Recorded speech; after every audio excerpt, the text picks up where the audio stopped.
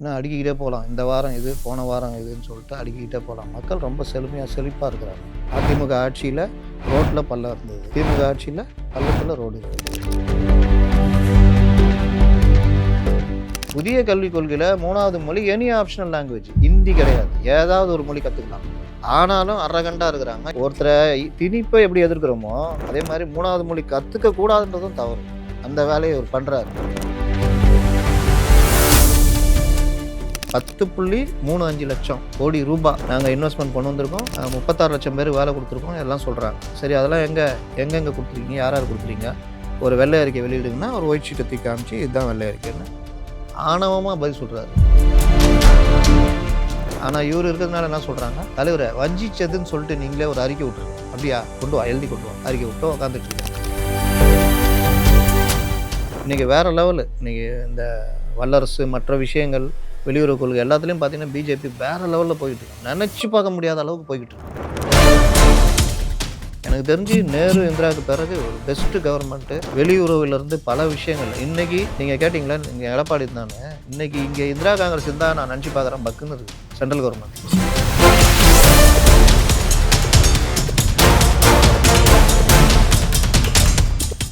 தமிழா பேசு நேயர்களுக்கு வணக்கம். இன்னைக்கு இந்த அரங்கத்துக்கு நம்ம கூட வந்திருக்கக்கூடிய சிறப்பு விருந்தினர் யாரு அப்படின்னா, பத்திரிகையாளர் திரு அப்துல் முத்தலீப் அவர்கள் தான் வந்திருக்காங்க. என்ன காரணத்துக்காக அப்படின்னா, தேர்தல் களம் அப்படின்றது நாளுக்கு நாள் நெருங்கிக்கிட்டே போகுது. மக்கள் தங்களுடைய வாக்கை யாருக்கு செலுத்தணும் அப்படின்றதுல ஒரு பக்கம் கவனமா இருந்தாலும், யாருக்கு செலுத்தவே கூடாது அப்படின்றத உறுதியா உறக்க சொல்றதுக்காக வந்திருக்காங்க. அவங்க கூட அதை பத்தி தான் பேச போறோம். வணக்கம் சார்.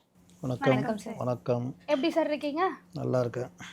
அதான் சார், நான் சொன்ன மாதிரி தான் தேர்தல் காலம்ன்றது நெருங்கிட்டு இருக்கு. ஒரு பக்கம் யாருக்கு ஓட்டு போடணுன்றது ஒரு விஷயம் இருந்தாலும், யாருக்கு ஓட்டு போடவே கூடாது அப்படின்றது இன்னொரு பக்கம் இருக்குல்ல சார். 2 பேர் முதல்வராக தமிழ்நாடு ஆட்சி பண்ணியிருக்காங்க. ஒரு பக்கம் எடப்பாடி அவர்கள், இன்னொரு பக்கம் ஸ்டாலின் அவர்கள். இவங்க 2 பேரை பார்க்கும்பொழுது யாருக்கு வாக்கு செலுத்தணும், யாருக்கு செலுத்தவே கூடாதுன்னு நினைக்கிறீங்க? யாருக்கு வாக்கு செலுத்தணும் செலுத்தக்கூடாதுன்னு நம்ம யாரும் பேசக்கூடாது. நம்மளுடைய கருத்தை பேசுவோம். தீர்மானிக்க வேண்டியது மக்கள். ஏன்னா இவங்களுக்கு செலுத்தணும் அவங்களுக்கு செலுத்தணும்னு சொல்லக்கூடாது. சொல்கிறதுக்கு நம்ம அரசியல்வாதி இல்லை. 2 முதல்வர்கள், ஒரு முன்னாள் முதல்வர், இன்றைய முதல்வர். அப்போ முன்னாள் முதல்வர் வந்த பாரம்பரியம் இன்றைக்கி இருக்கிற முதல்வருடைய பாரம்பரியம். அப்படி பார்த்திங்கன்னா, முன்னாள் முதல்வர் எடப்பாடி பழனிசாமி எடுத்துக்கிட்டிங்கன்னா ஒரு சாதாரண விவசாயியுடைய பையன். அவர் கிளை செயலாளர், ஒவ்வொரு பொசிஷனாக 89 தான் இவங்க எல்லாருமே எம்எல்ஏ ஆகுறாங்க. ஒரு ஜோக் பார்த்திங்கன்னா, 84 தான் ஸ்டாலின் நிற்பார், தோற்றுருவார். 89 தான் இவங்க எல்லாருமே சட்டசபைக்குள்ளே வர்றாங்க. எல்லாருமே. அப்போ 89 கேஎன் நேருலேருந்து பொன்முடியிலேருந்து பல பேர். அப்போது 89 தான் இவர்களுடைய எம்எல்ஏ வாழ்க்கைன்னு சொல்லலாம். ஆனால் அமைச்சர் அப்படின்னு பார்த்திங்கன்னா 2011 தான் இவர் வராரு, எடப்பாடி பழனிசாமி. அது வரைக்கும் அவர் பல்வேறு பணிகள் நடுவில் இது எம்பியாக தேர்ந்தெடுக்கப்பட்டு போவார். அவர் திருச்செங்கோடுன்னு நினைக்கிறேன், எம்பி, மக்களவை எம்பி. இந்த மாதிரி ஒரு அனுபவம் அவருக்கு உண்டு. ஸ்டாலின் எடுத்துட்டிங்கன்னா 1968 கட்சிக்கு வந்தவர். ஏறத்தாழ 58 வருடங்கள் அவருடைய அரசியல் வாழ்க்கைக்கு சொந்தக்காரர். மாணவர் அணி அதுன்னு இருந்திருக்காரு.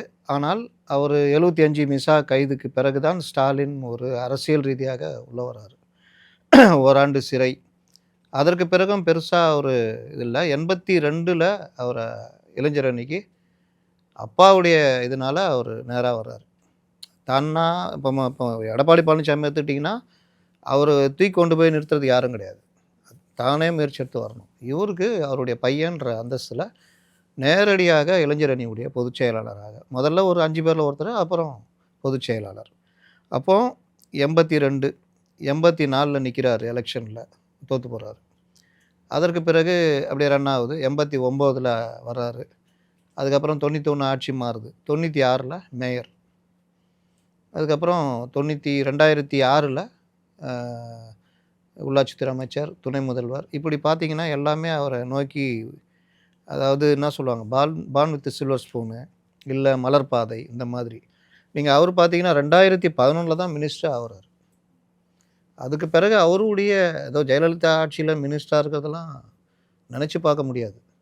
காலையில் எழுந்திரிச்சு வெளியில் போலீஸும் இதுவும் கொடியில், காரில் கொடி இருக்கான்னு இருந்துச்சுன்னா நிச்சயம், இல்லாட்டி ஒன்றும் பண்ண முடியாது. நெஞ்சுக்குள்ளேயே வச்சுக்கிட்டு கம்முன்னு இருக்கணும், அவ்வளோதான். அதனால் அந்த மாதிரி இருந்த காலகட்டத்தில் உள்ளாட்சித்துறை, அந்த இது பொதுப்பணித்துறை, சாலை இது ஹைவேஸ் இதெல்லாம் இருந்து 2016 தொடர்றாரு. அப்போ நீங்கள் பார்த்தீங்கன்னா, போராடி தன்னுடைய வாழ்க்கையை தானே செதுக்கிற ஒரு இடத்துல இருந்தவர் எடப்பாடி பழனிசாமி. மலர்பாதை, வாரிசு இந்த மாதிரி வந்தவர் ஸ்டாலின். சரி, இது தகுதியா, அதை வரக்கூடாதா அப்படின்னா ரைட்டு வரலாம். ஆனால் இவர்கள் 2 பேருக்கும் கிடைச்ச வாய்ப்பை இவர்கள் எப்படி பயன்படுத்தினாங்க, எப்படி கொண்டு வந்தாங்கன்னு பார்த்தீங்கன்னா, அதில் தான் பெரிய வித்தியாசம். 2016 தான் 2 பேருக்குமே கிட்டத்தட்ட ஒரு முக்கியமான காலகட்டம்னு சொல்லலாம். ஏன்னா மிகப்பெரிய ஆளுமைகள், ஒருவங்க இறந்துட்டாங்க, இன்னொருத்தர் ஓய்வுக்கு போயிட்டார். அப்போ இந்த 2 பேரும் தான் தலைமைக்கு வர்ற கண்டிஷன். ஆனால் இவர் 2017 முதலமைச்சராக வருகிறார். இவர் 2016 ஜெயலலிதா இருக்கும் பொழுதே முக்கியமான ஒரு தலைவராக நமக்கு நாமே அப்படின்ட்டு பெரிய பிரச்சாரம் களம் போகிறாரு. திமுகவில் முக்கிய முடிவு எடுக்கிற இடத்துக்கு இவர் வராரு. அதனுடைய தப்பு என்ன பண்ணுறாருன்னா, ஏன் இதை சொல்கிறேன்னா, கூட்டணின்றது ரொம்ப முக்கியம். அப்போ அவர் விஜயகாந்தை கொண்டு வரத்துக்கு கலைஞர் ரொம்ப ட்ரை பண்ணுறாரு. இவர் அதை உடச்சி விட்றாரு. சுனில் டீமை இவங்க உடச்சி விட்றாங்க. திருமாவளவனை நாங்கள் 200 சீட் நிற்க போகிறோம், வெளியே போங்கன்றாங்க. அது மிகப்பெரிய வாய்ப்பாக ஜெயலலிதாவுக்கு பயன்படுது. திருமாவளவனை எடுத்து மக்கள் நல கூட்டணி உருவாக்குறதுக்கு ஜெயலலிதா அழகாக ரூட் போட்டு கொடுக்குறாங்க. மக்கள் நல கூட்டணி உருவாகுது. அப்போ நமக்கு நாமே திட்டத்தின் மூலமாக நமக்கு நாமே குழி தோண்டிக்கிறார் இவர். 1. 2வது, கலைஞர் நினைக்கிறாரு இவர் வந்துட்டாருன்னா, விஜயகாந்த் வந்துட்டால் ஜெயிக்கலான்னு. வந்திருந்தால் ஜெயிச்சிருக்கலாம். அதையும் இவர்கள் 200 சீட் நம்ம நிற்கணுன்றதாக இல்லாத பிரச்சனைலாம் பண்ணி விஜயகாந்தையும் மக்கள் நல கூட்டணி நோக்கி தள்ளுறாங்க. அப்போ 2016 ஆட்சிக்கு வர வேண்டிய ஒரு வாய்ப்பை இவரே தட்டி கழித்தார். ஆனால் 2016 ஜெயலலிதா ஆட்சிக்கு வர்றாங்க. அதில் மினிஸ்டராக இவர் வராரு. யார்? எடப்பாடி பழனிசாமி. ஆட்சி போன பிறகு, ஜெயலலிதா மறைவுக்கு பிறகு 2017 எடப்பாடி பழனிசாமி கையில் ஆட்சி வருது.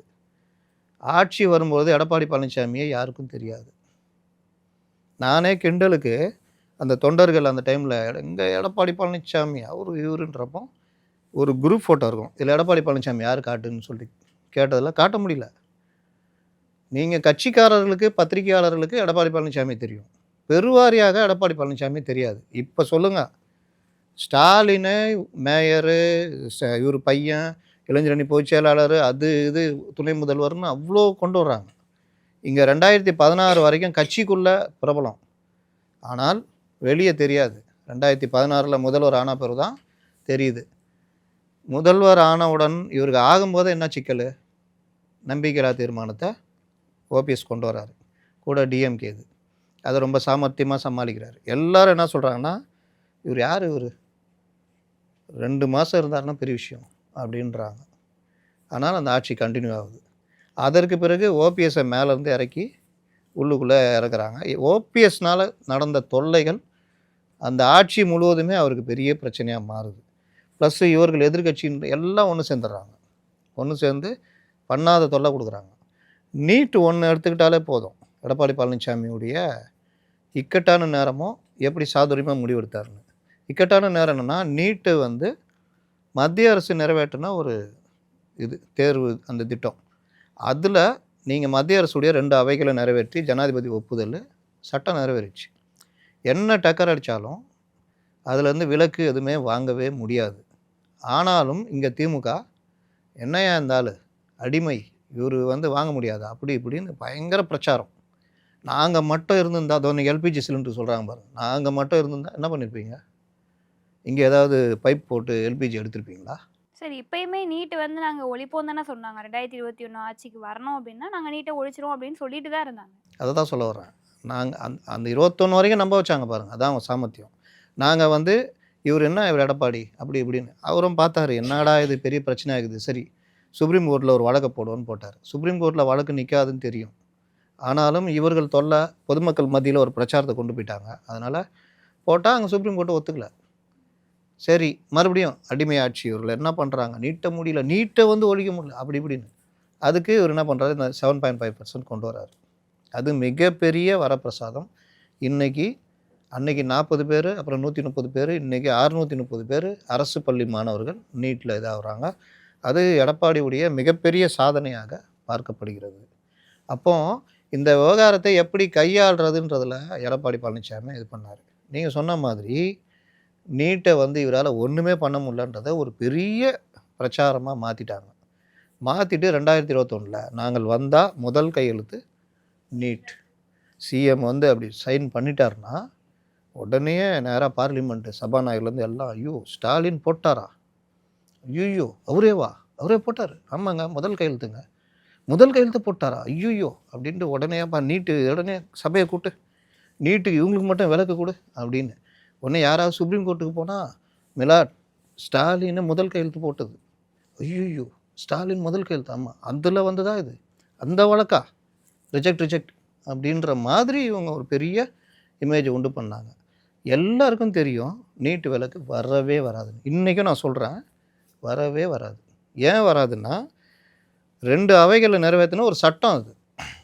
விலக்கு வேணும்னா மறுபடியும் ஒரு கவர்மெண்ட் சென்ட்ரலில் உட்காந்து ஒரு இதை கொண்டு வந்து தமிழ்நாட்டுக்கு மட்டுங்க, ஏன்னா அதீத புத்திசாலிகள் இருக்கிற மாநிலம், அதனால் அவர்களுக்கு மட்டும் விலக்கு கொடுக்கணும் அப்படின்னோன்னா அப்படியா அப்படின்ட்டு விலக்கு கொடுத்து அது எல்லா ஸ்டேட்டில் இருக்க எல்லா கட்சிகளும் ஒத்துக்கிட்டு அதுக்கப்புறம் கோர்ட்டுக்கும் யாரும் போகாமல் இது பண்ணுறோமா, இதெல்லாம் நடக்குமா? அப்போ இவர்கள் எப்படி ஏமாற்றிருக்காங்க இதுதான். அப்போ 2016க்கு பிறகு 21 வரைக்கும் எடப்பாடி பழனிசாமி தான் யார் என்பதை அவர் ஒவ்வொரு கட்டத்திலையுமே நிரூபித்தார். இவர் 2021 ஆட்சிக்கு வந்தார், இன்னை வரைக்கும் தான் யார் என்பதை நிரூபித்து கொண்டிருக்கிறார். ரேம்ப் வாக்கு, மஃப்ளரு. சார் எதிர்க்கட்சியாக இருக்கும்போது அவருடைய செயல்பாடு நல்லா இருந்தது. நல்லா இருந்தது. 2016 நல்லா இருந்தது. அதான் சொன்னேன் நீட்டுக்கு நாங்கள் வந்தால் முதல் கையெழுத்துன்னு, அந்த அளவுக்கு இருந்தது. செந்தில் பாலாஜி அவ்வளோதான், விடவே மாட்டேன், வந்தால் அந்த அளவுக்கு இருந்தது. எதுனாலும் பதறிடுவார். டாக்டருங்க ஸ்ட்ரைக்கு உண்ணாவிரதம் இருக்கிறாங்களா, போய் பக்கத்தில் படுத்துக்குவார், நான் பார்த்துக்குறேங்க, என்னங்க பிரச்சனை சார், கொரோனாவில் அவ்வளோ கஷ்டப்பட்டோம், நான் இருக்கேங்க, நீங்கள் எங்க தொழிலாளி, இந்த போக்குவரத்து தொழிலாளிகள் போராடுறாங்க, என்ன பிரச்சனை சார், பண பலம் தரவே மாட்டேங்கிறாங்க, 100 நாளில் நம்ம ஆச்சுங்க, ஓட்டை போடுங்க முடிச்சிருவோம். ஸ்டாலின் வராரு, விடியல் தர போகிறாரு. அந்த தேர்தல் அறிக்கை இப்போ எங்கே போனாங்க அவங்க, கனிமொழி அப்படியே மண்டை பிச்சுட்டு உக்காந்துக்கிட்டு இருக்காங்க, என்னடா பண்ணுறது இந்த அறிக்கையை வச்சுக்கிட்டுன்னு. அப்போ அப்படியே ஆரவாரமாக யார் இருக்காங்களோ வாங்க. சார் இதை நம்ம இப்படி எடுத்துக்கலாம்னு நினைக்கிறேன் சார். ஏன்னா அதிமுக ஆட்சியில் இருக்கும்போது எடப்பாடி அவர்கள் முதல்வராக இருக்கும்போது மக்களுக்கு நிறைய பிரச்சனை இருந்துச்சு, அதனால ஸ்டாலின் அவர்கள் களத்தில் நின்று போராடினாரு. இப்போ திமுக ஆட்சி நடக்குது, மக்களுக்கெல்லாம் பிரச்சனையே இல்லை, எல்லோரும் செல்வ செழிப்போட சந்தோஷமாக இருக்காங்க, அதனால கூட மக்களை கண்டுக்காமல் இருக்காருல்ல. இன்றைக்கி கூட தூத்துக்குடியில் ஒரு 17 வயது சிறுமி துண்டு துண்டாக வெட்டப்பட்டு கொலை செய்யப்பட்டிருக்கிறார். நேற்று பைக்கில் ஒரு பையன் 17 வயசு பையன் 14 வயசு சிறுமிகள் 2 பேரோட பைக்கில் போகிறான், அது குற்றமா? 2 பேர் காரில் துரத்திருக்கானுங்க, போய் கீழே விழுந்ததில் இவனுங்க போய் நிற்கிறதுக்குள்ள அவன் ஏதோ இது பண்ணி அவன் பைக்கில் ஒரு பொண்ணு அவனை ஏறி தப்பிச்சு ஓட்டாங்க, இன்னொரு பொண்ணு காயம். அந்த பொண்ணு 14 வயசு சிறுமி, அதை தூக்கிட்டு போய் நைட்டு முழுவதும் வச்சு பாலியல் பலாத்காரம் பண்ணியிருக்காங்க. ஒரு 7 வயது சிறுமியை பாலியல் பலாத்காரம். இன்னும் அடுக்கிக்கிட்டே போகலாம், இந்த வாரம் இது போன வாரம் இதுன்னு சொல்லிட்டு அடுக்கிக்கிட்டே போகலாம். மக்கள் ரொம்ப செழிப்பாக இருக்கிறாங்க. அதிமுக ஆட்சியில் ரோட்டில் பள்ளம் இருந்தது, திமுக ஆட்சியில் பள்ளத்தில் ரோடு இருக்குது, இன்னும் என்ன வேணும்? அதான் பெண்களுக்கு இவ்வளவு பிரச்சனைகள் இருக்குது, இவ்வளோ கஷ்டங்கள் இருக்குது, நாளுக்கு நாள் பெண்கள் பாதிக்கப்படுறத நம்ம பார்த்துக்கிட்டோம், கண் கூட பார்த்துட்டு தான் இருக்கோம். அப்படி இருக்கும்போது இன்னொரு பக்கம் வெல்லும் தமிழ் பெண்கள், உங்கள் கனவை சொல்லுங்கள், அப்புறம் சாதனையில் தமிழ் பெண்கள் அப்படின்னு சொல்லி இத்தனை விளம்பரங்கள் இத்தனை நிகழ்ச்சிகள் பண்ணுறாங்களே சார், உறுத்தாதான்னு கேட்குறீங்களா? எப்படி உறுத்தம்? போன கவர்மெண்ட்டில் இவங்க சொன்ன எந்த விஷயமும் இந்த தடவை பண்ணல. அந்த தேர்தல் வாக்குறுதி சொன்னல, அவ்வளோ பேர்கிட்ட போனாங்க, யார்கிட்ட போனாலும் ரோட்டில் போய் டக்குன்னு மடக்குது, நீங்கள் நான் ஒரு டீச்சராக இருக்கேன், அவங்க என்ன பிரச்சனை சொல்லுங்கள், எல்லாம் எழுதி பண்ணாங்க. அதில் ஒரு 17% தான் நிறைவேற்றிருக்காங்க. உறுத்துச்சா? சென்னையை வந்த உடனே ஒரு பெரிய இதாக மாற்றிட்டு திருப்புகளை கூட்டு வந்தாங்க. யார்? இறையன்புடைய சகோதரர், பிஎம்கிட்ட இருந்தவர், அவர் குஜராத்தில் சீஃப் செக்ரட்டரியாக இருந்தவர். அவர் இந்த மாதிரி இன்ஃப்ராஸ்ட்ரக்சர்லாம் கொஞ்சம் பெரிய ஆள். அவரை கூட்டு வந்து சென்னையில் இருக்க என்ன பிரச்சனை சொல்லுங்கள், மழை நீர் தேங்கக்கூடாது, என்ன பண்ணலாம், அவர் உடனே உட்காந்து இது பண்ணி ஒரு ரிப்போர்ட் கொடுத்தாரு, வாங்கி வச்சுக்கிட்டாங்க. அதுக்கப்புறம் பொருளாதாரத்தை எப்படி மீட்டெடுப்பது அப்படின்ட்டு, உண்மையிலே சொல்கிறேன், வேர்ல்டு நம்பர் 1 பொருளாதார நிபுணர்கள், அதாவது அவங்களுடைய ஒவ்வொரு மணித்துளியும் அவ்வளோ டாலர் ஒவ்வொரு மணித்துலையும் $100 சமானம் வச்சுங்களேன், ஒரு செகண்ட் அப்படி. இப்போ இங்கே இருப்பாங்க, மதியம் நைட்டு இது ஆஸ்திரேலியாவில் இருப்பாங்க, இன்னொரு நாள் அமெரிக்காவில். அந்த மாதிரி பொருளாதார நிபுணர்கள் எல்லாரையும் பிடிஆர் கூட்டு வந்தார். கொண்டு வந்து உட்கார வச்சு ஒரு குழு போட்டு பொருளாதாரத்தை எப்படி முன்னேற்றுவது, இந்த மாதிரி இவங்க படம் காமிச்சது எல்லாமே சூப்பர் தான். வந்த புதுசில் அந்த முதல்வர் சொன்னல, இந்த முதல்வர் வந்த புதுசில் பெரிய படம் காமிச்சார். ஆனால் அதற்கு பிறகு நீங்கள் தேர்தல் பிரச்சாரத்தில் என்ன பண்ணார்? இந்த பெட்டி, ஒரு பெட்டி ஒன்று வச்சாரா, இந்த பெட்டியில் உங்கள் புகாரை போடலாம், இந்த புகாரில் உங்கள் கார்டு கொடுக்கப்படும், அந்த கார்டை எடுத்துக்கொண்டு நீங்கள் தலைமைச் செயலகம் வரலாம், தலைமைச் செயலகத்தில் இந்த கார்டை காமிச்சிங்கன்னா அங்கே முதல்வர் நாற்காலியில் நான் ஸ்டாலின் உட்காந்துருப்பேன். இதை எடுத்துகிட்டு 2 பேர் போய் அடி வாங்கிட்டு வந்துக்கிறான். போய் கார்டு தலைவர், என்ன கார்டு இல்லை சொன்னார், சிஎம் சொன்னார் வந்தால் பார்க்கலான்னு, போயாகம்னு அப்படிக்காங்க. இவர் சொன்னதுக்கும் நடக்கிறதுக்கும் பாருங்கள். இன்றைக்கி அமெரிக்கா ஜனாதிபதி ட்ரம்ப் பார்த்தாலே வேந்துருவார். யாரா இவர் பயங்கரமாக இருக்கிற 6 காரோடு போகிறாரு. அந்த காரில் ஒருத்தன் பெட்டி தூக்கி போவான் தெரியுமா. ஆக்சுவலாக பிஎம்க்கு இப்போ அமெரிக்க ஜனாதிபதிலாம் கூட ஒருத்தன் கூலிங் கிளாஸ் போட்டு பெட்டி வச்சுட்டு இருப்பான். அதில் என்ன இருக்குன்னா, ஒரு கவசம் மாதிரி டக்குன்னு துப்பாக்கி சூடு நடந்தால் டக்குன்னு ஓப்பன் பண்ணாங்கன்னா அது அப்படியே ஷீல்டு மாதிரி இது பண்ணணும். இன்னும் அமெரிக்க ஜனாதிபதிக்கெலாம் வேறு சில இது இருக்கும் அந்த பெட்டியில், இந்த அணு சக்தி உடைய இது, இந்த மாதிரி சில இதெல்லாம் அந்த லாக் பண்ணுற இதெல்லாம். இவருக்கு எதுக்கு பூட்டி? சார் நோட்டு வாங்கி வச்சுருப்பாங்க சார். நோட்டு வாங்கி வச்சுருப்பாங்க. நோட்டெல்லாம் கிடையாது அதுக்கு. இன்னும் இந்த மாதிரி அவங்க அந்த மாதிரிலாம் குழந்தை கிடையாது. அப்போ அந்த பொட்டி எதுக்கு? அவன் பாருங்கள், அவன் அப்படியே தொங்கினே வருவான் அந்த ஆள். அந்த இவர் அப்படியே எங்கடா கேமரா ஆகுதுன்னு பார்த்து அங்கே டப்புன்னு இறங்கி அப்படின்னு அப்படி இப்படி பார்ப்பார். அப்படியே சும்மா அமெரிக்கன் ஸ்டைலில் இருக்கும். 6 காரு கருப்பு கலரில். என்னங்க நான் என்ன கேட்குறேன், ஆட்சி முடிஞ்சிச்சுன்னா அதே தான் போக போகிறீங்க. அந்த 6 கார்லாம் வராது. இதுதான் வாழ்க்கை. இப்படி நான் ரொம்ப பேரை பார்த்துருக்கேன். எம்ஜிஆர்லாம் சாதாரணமாக ஒரு கார் முன்னாடி வேற ஒரு ட்ரக்கர் போவோம், இப்படி இப்படி இப்படி போய்கிட்டு இருப்பாங்க, அவ்வளோதான். கலைஞர் கூட இவ்வளோ பந்தாக கிடையாது. ஜெயலலிதா 91 96 இருந்தாங்க. 96க்கு அப்புறம் அவங்க சுத்தமாக அதெல்லாம் தூக்கி எறிஞ்சிட்டாங்க. அவங்க போகும்போது எதிரில் வண்டி வரும், பக்கத்தில் போகிறது எதுவுமே இது கிடையாது. இவர் பார்த்தா 6 காரு, அது எல்லாம் அமெரிக்கன் ஸ்டைலில். என்ன விஷயம்னா, ஒரு முதல்வர், அவர் ஒரு முதல்வர்.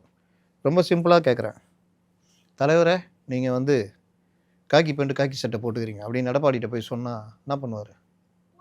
ஒன்று வைப்பார், ஓடு என்ன காக்கி பேண்ட்டு காக்கி சட்டைன்ற. இல்லை விஜய் போட்டுக்கிறாப்புல, அந்த இவர் ஜெகன்மோகன் போட்டார், நம்மளும் அதே மாதிரி போடணும் தலைவரை. அப்புறம் அந்த ஒரு இது வைப்போம் தலைவரை, சரி ரேம்ப்பு கை ஆட்டிகிட்டே போகணும், சரி டவலை எடுத்து அடிப்பாங்க தலைவரை. அவனுக்கு என்ன கோபமோ தெரிலங்க, சுட்டி சுட்டி அடிக்கிறான். ஒரு வேனில் போனாப்புல அடி செம்ம அடி, மூஞ்சே மூடிச்சு அவருக்கு, ஒரு மாதிரி ஆகிட்டாப்புல. அதுக்கப்புறம் இப்போ திருச்சியில் நடந்ததில் கொன்றுவேன், எல்லாம் லைனாக நிற்கணும். அவர் போனோன்னா அவர் மேலே படுற மாதிரி அடிக்கணும், இதுக்கு கீழே இதுக்கு மேலே அடிக்கணும். எடுத்தோடனே அடித்தான், காலில் மாட்டிச்சு, அப்படியே தடுமாறிட்டாப்புல.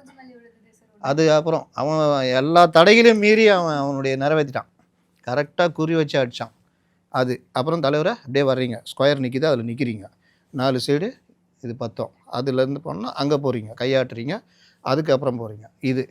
இதுக்கு முன்னாடி ராம்பாக் போனப்போ இதை கொடுத்து அப்படி பாக்யராஜ் ஸ்டைலில் அப்படி போட்டுக்கிறீங்க தலைவரை. 2 பேர் ஓடி வந்து விழுந்தான் பார்த்தீங்களா? ஏன் விழுந்தான் சொல்லுங்கள் கரெக்டாக? ஆசீர்வாதம் வாங்குறதுக்கு இருக்கும் சார். தப்பு. இல்லை விட சொல்லியிருப்பாங்க. தப்பு. அங்கே கீழே கிடக்கிற ஏதாவது எடுக்கிறதுக்காக இருக்குமா சார்? தப்பு. விஜய்க்கு 2 பேரும் வந்து விழுந்தானே பார்த்தீங்களா இல்லையா? ஓ, அந்த மாதிரி தலைவரை உங்களுக்கு 2 பேரும் வந்து விழுவாங்க. சார் இப்போ அதை தான் சார் சொல்றாங்க, முதல்வர் வந்து ஒரு கற்பனை உலகத்துல இருக்காரு. அதாவது இப்போ நீங்க சொன்ன மாதிரி தமிழகத்துல இவ்வளோ பிரச்சனை நடக்குதுனாலும் எதை பத்தியும் குரல் கொடுக்காம அவர் பேசுறதெல்லாம் என்ன, எடப்பாடியார் வந்து என்டிஏ கூட்டணியில் இருக்கிறார், அதுதான் பிரச்சனை. அதையும் தாண்டி ஏதாவது பேசுறோம்னா எப்ப பாரு திராவிட மண், திராவிட மக்கள், இன்னும் கொஞ்ச நாள் போச்சுன்னா தமிழ்நாடு வந்து திராவிட நாடுன்னு பேரு மாத்திடுவாங்க போல. ஆனா அவங்களுக்கே திராவிடம்னா அர்த்தம் புரிய மாட்டேங்குது. இது எல்லாத்தையும் கேட்கறாங்க. ஆனா வேற சிலர் சொல்றது என்ன, முதல்வருக்கு அதெல்லாம் எதுவுமே தெரியாதுப்பா, இந்த பிரச்சனை எல்லாம் தெரியாது, அவர் வந்து மக்கள் ரொம்ப செழிப்பா இருக்காருன்னு நினைச்சிட்டு இருக்காரு அப்படின்னு சொல்றாங்க. சத்தியமா தெரியாதுங்க. அது எப்படி சார் ஒரு முதல்வருக்கு தெரியாம இருக்கும்? தெரியாம இருக்கும்போது அவர் ஒரு சில விஷயம் சொல்றாருல்ல சார், நாங்க வந்து இருக்கோம், நாங்க இருக்கறனால தான் பிஜேபி உள்ள வரல, நாங்க இல்ல அப்படின்னா பிஜேபி உள்ள வந்துரும் அப்படின்னு சொல்லிட்டு அந்த குழந்தைக்கு சாப்பாடு ஊட்டும் போது அங்க ஏங்க, பூச்சாண்டி வருதுன்னு சொல்லுவாங்களா, அந்த மாதிரி எரியுதடி மாலா ஃபேன் ஆஃப் பண்ணுன்னு அவர் சொன்னாரா இல்லையா? முதல்வருக்கு அந்த மாதிரி வசனம் தெரியுமா? எல்லாம் எழுதி கொடுக்குறது எல்லாம். சார் ஆனா என்னுடைய நாட்டு மக்கள் அவங்களுக்கு இவ்ளோ பிரச்சனை நடக்குது, போதை கலாச்சாரம், பெண்கள் பாதுகாப்புன்னு கேட்டா வந்து முதல்வருக்கு அதெல்லாம் தெரியாதுங்கிறாங்களே. அப்போ எப்படி வந்து ஒரு முதல்வர் அவர் பொறுத்த வரைக்கும் அவரை நம்ப வைக்கிறாங்க. அவரை சுற்றி ஒரு கூட்டம் இருக்குது. நீங்கள் சொன்னீங்களே வெல்லும் தமிழ் பெண்கள் சொன்னீங்களே, அதில் உட்காந்து ரசிச்சுக்கிட்டு இருக்காரு. அதில் மேடையில் ஏறல முக்கியமான ஒருத்தர் ஐபிஎஸ் ஆஃபீஸர் சீமா அகர்வால். அவங்க யாருன்னா டிஜிபி பேனலில் டாப் மோஸ்ட் சீனியரு. எந்தவித பணிக்காலத்தில் எந்தவித பிரச்சனைக்கும் ஆளாகாத ஆள், நேர்மையான அதிகாரி, சட்டம் ஒழுங்கு பார்த்தவங்க. டிஜிபியாக, அதாவது ஹெச்ஓபிஎஃப், அந்த எல்லா டிஜிபிகளுக்கும் தலைமை டிஜிபியாக அவங்க தான் தகுதியானவர்னு ஊருக்கே தெரியும். ஆனால் அவங்கள தேர்ந்தெடுக்கலை. சுப்ரீம் கோர்ட் ஆர்டரு 2018 ஒரு ஆர்டர் போடுறாங்க பிரகாஷ் சிங் வழக்கில். டிஜிபி வந்து நீங்கள் இருக்கிற ஆள்லாம் அனுப்பணும் லிஸ்ட்டு, அதுலேருந்து 3 பேர் அனுப்புவோம், அதுலேருந்து நீங்கள் ஒரு ஆளை எடுக்கணும். இதுதான் சட்டம். இதை மீறி பொறுப்பு டிஜிபியோ இல்லை டிஜிபியை நீங்களாக நியமிக்கிறதோ எதுவுமே பண்ணக்கூடாதுன்னு சுப்ரீம் கோர்ட் உத்தரவு. இவர்கள் என்ன பண்ணுறாங்க, அவர் ஜிவாலுக்கு முடியறதுக்கு 3 மாதம் முன்னாடியே பேனல் அனுப்பலை.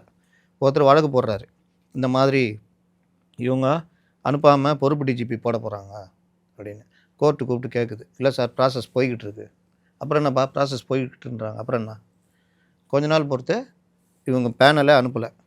கரெக்டாக அந்த ரிட்டையர்மெண்ட் நாளில் ஒரு ஹெச்ஓபியை போட்டே ஆகணும். இதை காரணமாக வச்சு பொறுப்பு டிஜிபியை போடுறாங்க. இது உச்சநீதிமன்ற தீர்ப்புக்கு எதிரானது. இது சிஎம்க்கு தெரியாது. ஏன்னா அவருக்கு இது தேவையில்லாத விஷயம். அவருக்கு யார் வந்தாலும் எல்லாரும் ஆஃபீஸர் தான், அவருக்கு யாரும் இவங்க அவங்களாம் தெரியாது. இதே கலைஞர் சொல்கிறீங்களா, ஜெயலலிதா சொல்கிறீங்களா, பர்சனலாக ஒவ்வொரு ஆஃபீஸரை தெரியும். இவருக்கு அதெல்லாம் தெரியாது. அதற்கு பிறகு உச்சநீதிமன்றத்தில் என்ட்ரி தீபன் போகிறாரு, கண்டெம்ட்டு. அங்கே போய் என்ன சொல்கிறாங்க, பேனல் அனுப்ப லேட் ஆகிடுச்சு, இப்போ அனுப்பிடுறோம் அண்ணா, சரி ரைட் சீக்கிரம் அனுப்பிச்சு இது பண்ணுங்கள், பேனல் வந்தோன்னே போட்டுருங்கன்றாங்க. இது நடந்து பேனல் வந்துடுச்சு செப்டம்பர் மாதம், கரூர் சம்பவம் நடந்ததில் நடந்து கொஞ்ச நாளில் வந்துச்சு. இன்னை வரைக்கும் டிஜிபி போடலை. மறுபடியும் அந்த கோர்ட்டுக்கு பெரிய பிரச்சனையானோன்னா எங்களை உட்கார வைக்கல, உங்களை உட்கார வைக்கலன்னு கணக்கு சொல்லி புது பேனல் அனுப்புனாங்க. புது பேனல் அனுப்பி இப்போ அதில் சீமா அகர்வால் கிடையாது. ஏன்னா 6 மாதம் சர்வீஸ் இருந்தால் மட்டும்தான் அந்த பேனல் எலிஜிபிள். 2வது இது போகும்போது அவங்களுடைய 6 மாதம் சர்வீஸு இல்லை. அப்போது வெல்லும் பெண்கள்னு இவர் உட்கார வைக்கிறாரு, நிற்கிறாங்க எல்லாம். அதில் சீமா அகர்வால் இருக்காங்களே, கொஞ்சம் கூட கூச்ச நாச்சம் இருந்ததா? ஏன்னா இவருக்கு சீமா அகர்வால் என்னன்னு தெரியாது. இவருக்கு அவங்களுக்கு எதிராக தான் நம்ம நடக்கிறோன்னு அவருக்கு தெரியாது. இதுதான் முதல்வருடைய நிலைமை. 2 மெட்ரோவும் மதுரை கோவை மெட்ரோ ரத்துன்னொன்னே அதுடைய அடிப்படை காரணம், மெட்ரோவுக்கு தனி டீம் இருக்குது, சித்திக்னு ஐஏஎஸ் இருக்கார். அந்த டீம் வந்து ப்ராஜெக்டை அனுப்பணும். ப்ராஜெக்ட் 2011 மக்கள் தொகை கணக்கெடுப்பு, அதுக்கப்புறம் எடுக்கலை. இவங்க அந்த கணக்கெடுப்பை எடுத்து அதுக்கப்புறம் எடுக்கலைன்னா விஞ்ஞான ரீதியாக இந்த இது பிறப்பிறப்பு ஓட்டு இது இந்த மாதிரி பல காரணங்களை வச்சு அன்னைக்கு 2011னா இப்போ இவ்வளோ மக்கள் தொகை இருக்குது அப்படின்னும், அப்புறம் இதுக்கு வந்து இந்த நேரம் இவ்வளோ நேரம் ஆகுது, இதுக்கு தேவை இந்த இவ்வளோ ப்ராஜெக்ட்னு போட்டு அனுப்பணும். 2011 போட்டு எனக்கு என்னென்னு அனுப்பிச்சி விட்டாங்க. அவன் பார்க்குறான், என்னடா அது இவ்வளோண்டு மக்கள் தொகைக்கு எதுக்கு மெட்ரோ, இன்னொன்று 30 நிமிஷம் ட்ராவலு, அது ஒரு பஸ்ஸு இது போயிடுது, அப்புறம் எதுக்கு மெட்ரோ, அதே 30 நிமிஷம் தான் ஆகுது. அப்புறம் ரொம்ப டிராஃபிக் ஜாம் இருந்து மக்கள் தொகை அதிகமாக இருந்து மக்கள்கிட்ட வாங்குகிற சக்தி இதெல்லாம் இருந்தால் தான் மெட்ரோ போட்டால் லாபத்தோடு ஓடும். அப்போ ரிஜெக்ட்ன்றான். இங்கே தப்பு எங்கன்னா அதிகாரிகள் ப்ராஜெக்ட் ரிப்போர்ட்டை தப்பாக அமைச்சது. இவர் என்ன பண்ணுறாரு, தலைவரை நம்ம வந்து வஞ்சிக்கிறது, தமிழகத்தை மத்திய அரசு வஞ்சிக்கணும் அறிக்கை விடுங்க அப்படின்றாங்க. ஆமாம் சார். இருந்தாலும் பிஜேபிக்கு தமிழ்நாட்டு மேலேயும் முதல்வர் மேலேயும் அவ்வளோ ஒரு கோவம் சார். என்னதான் தமிழ்நாடு வளர்ச்சிக்காக இவர் அரும்பாடுபட்டு இந்த திட்டம் அந்த திட்டம்னு கொண்டு வந்தாலும் பிஜேபி நிதி கொடுக்க மாட்டேன்றாங்க சார். எல்லாத்தையும் தடுத்து நிறுத்துறாங்கல்ல சார். ஒரு மாநிலத்துக்கு நிதியே கொடுக்காம இருக்கவே முடியாது. இவர்கள் இந்த மாதிரி யாராவது முதலமைச்சர் புலம்பி பார்த்துருக்கீங்களா? நான் பார்க்கல. நிதி கொடுக்கலன்னு. நிதி நீங்கள் பார்த்தீங்கன்னா இந்த பிஜேபி இப்போ கூட பிரதமர் பேசும்போது சொன்னார், போன காங்கிரஸ் கவர்மெண்ட்டோட நாங்கள் வந்து இந்த 11 வருஷத்தில் 11 லட்சம் கோடி ரூபாய்க்கு மேலே கொடுத்துருக்கோங்க. நிதி பகிர்வுன்றது வரி போதில்ல, வரி வருவாய் அந்த பகிர்வு வரும். ஜிஎஸ்டியில் 50% போடும்போதே இவங்களுக்கு வந்துடும். அதுக்கப்புறம் மீதி 50%ல் ஒரு ஈவு தொகை மாதிரி ஒரு பெரிய தொகை வரும். அதனால் அதுவும் பொய். மற்ற திட்டங்களுக்கான நிதி வந்துக்கிட்டே இருக்கும். நேற்று கூட பேசியிருக்காரு, ஜல்ஜீவன் வரல, நிதி கல்விக்கு வரல. அதுன்னு கல்விக்கான நிதி வேறு. புதிய கல்விக் கொள்கையை அமுல்படுத்துறதுல நாங்கள் அமுல்படுத்த மாட்டோம், நாங்கள் இப்படி பண்ணுவோம் அப்படி பண்ணுவோம்னா அப்போ அதுக்கான நிதி வராது. நீங்கள் சாதாரணமாக சிபிஎஸ்சி ஸ்கூலில் படிக்க வைக்கிறது தான் இப்போ எல்லா பெற்றோருடைய விருப்பமாகவும் இருக்குது. சிபிஎஸ்சி ஸ்கூலில் படிக்க வைக்கணும்னா 1 லட்ச ரூபா, 1.5 லட்ச ரூபா, 2 லட்ச ரூபா ஒரு வருஷத்துக்கு ஆகுது. ஆனால் கேந்திர வித்யாலயான்னு மத்திய அரசுடைய அந்த சிபிஎஸ்சி பள்ளிகள் இருக்குது. ஒரு 135 பள்ளிகள் தமிழ்நாட்டில் இருக்குது. அதில் சேர்த்திங்கன்னா 8000 ரூபா தான். எல்லா மிடில் கிளாஸில் இருக்கிறவங்களும் எப்படியாவது அதில் சேர்க்கணும்னு ட்ரை பண்ணுவாங்க. கேந்திர வித்யாலயா கல்வி முன்னெல்லாம் எம்பிகளுக்கு 5 கோட்டா இருக்கும். யாரோ எம்பி பிடிச்சி சேருவாங்க. இப்போ அதுக்கு ரத்து பண்ணிட்டாங்க. எப்படியாவது அது வந்து டைரெக்டாக எக்ஸாம் எழுதி இந்த மாதிரி சேர்றது. மத்திய அரசு பணியாளர் இருக்காங்கல்ல, அவங்களுடைய பிள்ளைங்களுக்கு வந்து ஃபஸ்ட்டு ப்ரிஃபரன்ஸ். இந்த கேந்திர வித்யாலயா மாதிரியே நவோதயா பள்ளிகள்னு எல்லா ஸ்டேட்லேயும் இருக்குது. அது எப்படின்னா இடம் கொடுத்துட்டா அவங்களே எல்லாம் பண்ணி கொடுத்துருவாங்க. Number 1 coaching. நீங்கள் நீட்டுக்கு எல்லாத்துக்கும் அந்த சிலபஸை வேறு லெவலு. 3 மொழி அங்கே. சிபிஎஸ்சினால 3 மொழி. அப்போது நவோதயா பள்ளி அந்த மாதிரி நம்பர் 1 இது. 38 மாவட்டம் நீங்கள் இடம் கொடுத்துட்டிங்கன்னா அவங்களே கட்டி கொடுத்து எல்லாம் பண்ணுவாங்க. நம்ம ஊர் பிள்ளைங்களுக்கு அதுவும் சாதாரண குடும்பத்தை சேர்ந்தவங்களுக்கு கிடைக்கும். இவங்க இருமொழி கொள்கை இந்த இது காரணம் வச்சுக்கிட்டு நவோதயாவை உள்ளே விடல. 3வது பிஎம்சி ஸ்கூலு. பிஎம்சி ஸ்கூல் வந்து இந்த கேந்திர வித்யாலயோடைய அப்டேட் வெர்ஷன், ரொம்ப நவீனம். அதை நாங்கள் உள்ளே விட மாட்டோம். இது எல்லாமே இவர்கள் கூட்டாளியாக சொல்கிற கேரளாவில் இருக்குது. ஆனால் இங்கே நாங்கள் பண்ண மாட்டோம் அப்படின்னு. அப்போது பிஎம்சி ஸ்கூல் வந்துச்சுன்னா இன்றைக்கி இருக்கிற மாணவர்களுக்கு, அதாவது சாதாரண குடும்பத்தை சேர்ந்தவங்களுக்கு பெரிய வாய்ப்பாக இருக்கும். நீங்கள் மற்ற இப்போ இன்றைக்கி இருக்கிற போட்டித் தேர்வுகளுக்கெல்லாம் நல்ல சிலபஸ் அது. என்ன கேட்டால் 3 மொழி இருக்குது, அது இருக்குது. 3 மொழி ப்ரைவேட் ஸ்கூல் எல்லா இதுலேயும் இருக்குது. சிபிஎஸ்சி, இது இன்டர்நேஷ்னல் ஸ்கூலு எல்லா இதுலேயுமே இருக்குது. இவர்கள் வலுக்கட்டாயமாக இருமொழி கொள்கைன்னு வச்சுக்கிட்டு இருக்கிறாங்க. அந்த இருமொழி கொள்கை பார்த்தீங்கன்னா கவர்மெண்ட் எய்டட் ஸ்கூலில் மட்டும். அப்படி எப்படி என்ன கணக்குன்னா ஹிந்தி வந்துடும் 3வது மொழின்னு. புதிய கல்விக் கொள்கையில் 3வது மொழி எனி ஆப்ஷனல் லாங்குவேஜ். ஹிந்தி கிடையாது, ஏதாவது ஒரு மொழி கற்றுக்கலாம். ஆனாலும் அரகண்டாக இருக்கிறாங்க. யாருன்னா சாதாரண வீட்டு பிள்ளைகள் 2. அப்போது ஒருத்தரை திணிப்பை எப்படி எதிர்க்கிறோமோ அதே மாதிரி 3வது மொழி கற்றுக்கக்கூடாதுன்றதும் தவறு. அந்த வேலையை அவர் பண்ணுறாரு. அப்போ இந்த மாதிரிலாம் பண்ணும் பொழுது அதற்கு நிதி வரலன்னா உடனே மத்திய அரசு நிதி தரலன்னு புலம்புறது. சார், ஆனா எடப்பாடி பழனிசாமி அவர்கள் அவருடைய ஆட்சி காலத்துல பார்த்தோம்னா அப்பதான் முதல்வர் ஆகுறாரு. வாக்குறுதிகள் எதுவும் கொடுக்காம தான் வராரு. இருந்தாலும் கொரோனா காலமா இருக்கட்டும், அதையும் தாண்டி அவர் அமல்படுத்தின திட்டங்கள், அத்திக்கடவு அவிநாசி திட்டத்துல இருந்து பல விஷயங்கள், அவ்வளோ பண்ணவர் கூட இவ்வளோ நிதின்னு பேசவே இல்லை. ஆனா இப்போ திமுகல ஒரு விஷயம் கேள்விப்படுறோம். நிதின்னு சொல்லும் பொழுது உதயநிதி அவர்களை முதல்வர் ஆக்குறதுக்கான ஒரு பிளான் போய்கிட்டு இருக்கு. இப்போ வந்து இந்த பதவி ஆசை, இந்த 2026 தேர்தலுக்கு இவ்வளோ மோகம், இது எல்லாமே அவரை வந்து சிஎம் ஆக்குறதுல தான் அப்படின்ற மாதிரியான ஒரு தகவல் போகுதே, உண்மையா சார்? நீங்கள் எம்ஜிஆர் மறைவுக்கு பிறகு எம்ஜிஆர் ஜெயலலிதா கொண்டு வந்தாங்க. ஜெயலலிதா வந்து சாதாரணமாக வரல. அவங்களும் போராடி வர்றாங்க. ஜார்ஜியை பிரிஞ்சு 27 அப்புறம் ஜானகி விட்டு கொடுக்குறாங்க. அதிமுக தனக்கான தலைவரை தானே உருவாக்கிக்குது. இது ஜெயலலிதாவுக்கு பிறகு யாருன்னு நமக்கே தெரியாது. ஆனால் அதிமுக தனக்கான தலைவரை உருவாக்கி கொண்டது. இவ்வளோ இடர்பாடு. 10 தோல்வி பழனிசாமின்றாங்க. 10 தோல்விக்கு அப்புறம் எஞ்சி நிற்கிறான்னா அவன் தான் உண்மையிலே தலைமை பண்புள்ள ஆள். இன்றைக்கி நிற்கிறாரு. ஆனால் திமுகவில் நீங்கள் பாருங்கள், கலைஞருக்கு பிறகு 68க்கு 9 பிறகு எம்ஜிஆர் பண்ண பெரிய தவறு இவரை முதலமைச்சர் ஆக்குனது. அதற்கு பிறகு திமுக இவர் கையில் வருது. இவர் கையில் வந்தோன்னா இவர் குடும்பத்தை சுற்றியே தான் அது. ஸ்டாலின் முழு தகுதி இல்லாத மனிதர்னு தெரிஞ்சும் அவரை திரும்ப கிட்டத்தட்ட 89 வரைக்கும் அவருக்கு எந்த சான்ஸை கொடுக்கல. 2006 கொடுக்குறாரு. 2006க்கு அப்புறம் வராரு. இவர் ஏன் கலைஞர் இவ்வளோ லேட் பண்ணான்றதுக்கு நீங்கள் இந்த 21லேருந்து 25 வரைக்கும் இல்லை இதுவே சாட்சி. ஏன்னா தன்னை அதிகாரிகள்கிட்ட ஒப்படைச்சிடுறாரு. எடப்பாடிட்ட அது நடக்காது, ஜெயலலிதாட்ட நடக்காது, கலைஞர்கிட்ட நடக்காது. ஆனால் இவர்கிட்ட எது சொன்னாலும் ஓகே. அதான் சொல்கிறேன்னே, தலைவரே குரூப் டான்ஸு. முதல்ல என்னப்பா 60 வயசில் ஆடுறாங்க, இருங்க தலைவரை பார்த்துக்கினே இருங்கன்னு. ஆடி முடிச்சோன்னா அப்படியே ஆடினா வருவாங்க. ஐயா என்ன இது 40 வயசு தலைவரை, அவங்க எல்லாம் முடிச்சோன்னா அப்புறம் 20 வயசு. சார், உடனே என்னதான் தலைவர் இருந்தாலும் விளம்பரம் பண்ணி மக்களை வந்து கவர்றதுல திமுகவை அடைச்சிக்கவே முடியாது, அப்படிதானே சார் சொல்லணும். அவங்க விளம்பரம் பண்ணின்னு strategy-ஆ கையில சொன்னீங்கல்ல, எடுத்துக்கிறாங்க. விளம்பரம் பண்ணின்னீங்கல்ல, அது வரைக்கும் ஓகே. மக்களை கவர்றதுன்றதெல்லாம் இனிமேல் தானே தெரிய சார், போகுது. காசு கொடுக்குறாங்க, ஓட்டு வேணும்னா காசு கொடுத்தா வந்துருவாங்க அப்படின்ற ஒரு தாட்டும் அவங்களுக்குள்ள இருக்கு.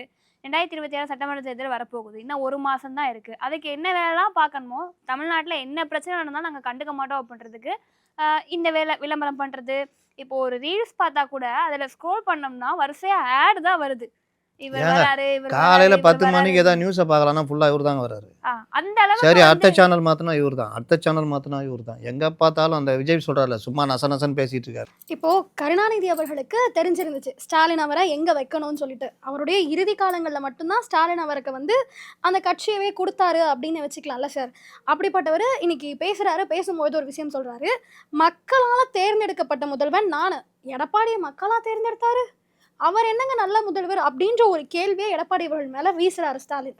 ஆனா இந்த ஆட்சியை கம்பேர் பண்ணும்போது அதை பார்க்கும்பொழுது பா எவ்வளோ நிம்மதியா இருந்தோம்டா, நல்லபடியா வெளியே போயிட்டு வர முடிஞ்சது. ஆனா இந்த ஆட்சியில போனா வருவோமான்னு கூட தெரியலையே, அந்த அளவுக்கு இவ்வளோ பிரச்சனை இருக்கே அப்படின்ற ஒரு கேள்வி ஒரு கேட்கறாங்க. கவர்மெண்ட்டு மக்களால் தேர்ந்தெடுக்கப்பட்டது படாதெல்லாம் கணக்கில்லை. நீங்கள் அந்த ஏடிஎம்கே கவர்மெண்ட்டை தான் தேர்ந்தெடுத்தாங்க. ஜெயலலிதா மறைவுக்கு பிறகு இவர் வராரு, இவர் முதலமைச்சர் வராரு. நான் சொன்னபடி யாருன்னே தெரியாது. ஆனால் அவருடைய ஒவ்வொரு செயல்லையுமே அவர் வெகு விரைவாக தன்னை தகவமைச்சுக்கிட்டார்.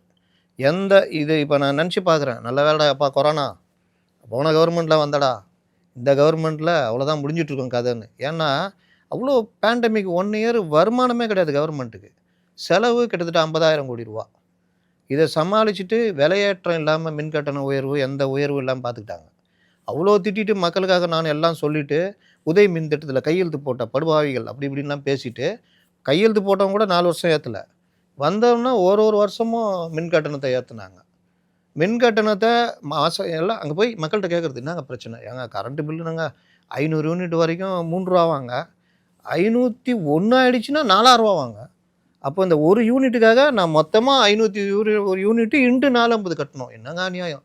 ஆமாங்க அநியாயம் இல்லை, என்ன பண்ணலாம், மாதந்தோறும் மின் கட்டணம்னா என்ன டக்கர் அடித்தாலும் நாங்கள் 300 கூட யூஸ் பண்ண மாட்டோங்க, அவ்வளோதானே ஏம்மா குறிச்சிக்கோ அப்படின்னு. ஆட்சிக்கு வந்தோடனே அட பாவிங்களா நீங்கள் சும்மாவாவது இருந்திருக்கலாம் அப்படின்னா ஒவ்வொரு வருஷமும் மின் கட்டணத்தை ஏற்றுறாங்க.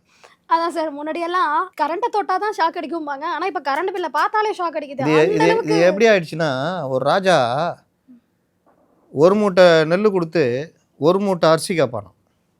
ஒரு மூட்டை நெல்லை என்ன பண்ணாலும் அரை மூட்டை தான் அரிசி வரும், மீதி உண்மையாக போயிடும். ஜனங்க வேறு வழி இல்லாமல் சனியனை என்ன பண்ணுறது அப்படின்னு கொடுத்து நகராங்க. அப்புறம் வேறு வழி இல்லாமல் இது பண்ணுறாங்க. ராஜா சாவுற கண்டிஷன் வரும்போது பையன்கிட்ட சொல்கிறார், என் பேரை கெடுத்துக்கிட்டேன்டா அம்மா, உன்னை நான் என்னடா பண்ணுறேன்னு, நீ நல்லா நிம்மதியாக சாகணும், நான் நல்ல பேர் வரணும், அவள் தானே, ஆமாம் நீ சாவு. செத்து முடிச்சோடனே இவர் வராரு, ஒரு மூட்டை உமியை கொடுத்து ஒரு மூட்டை அரிசி கேட்குறாப்புல.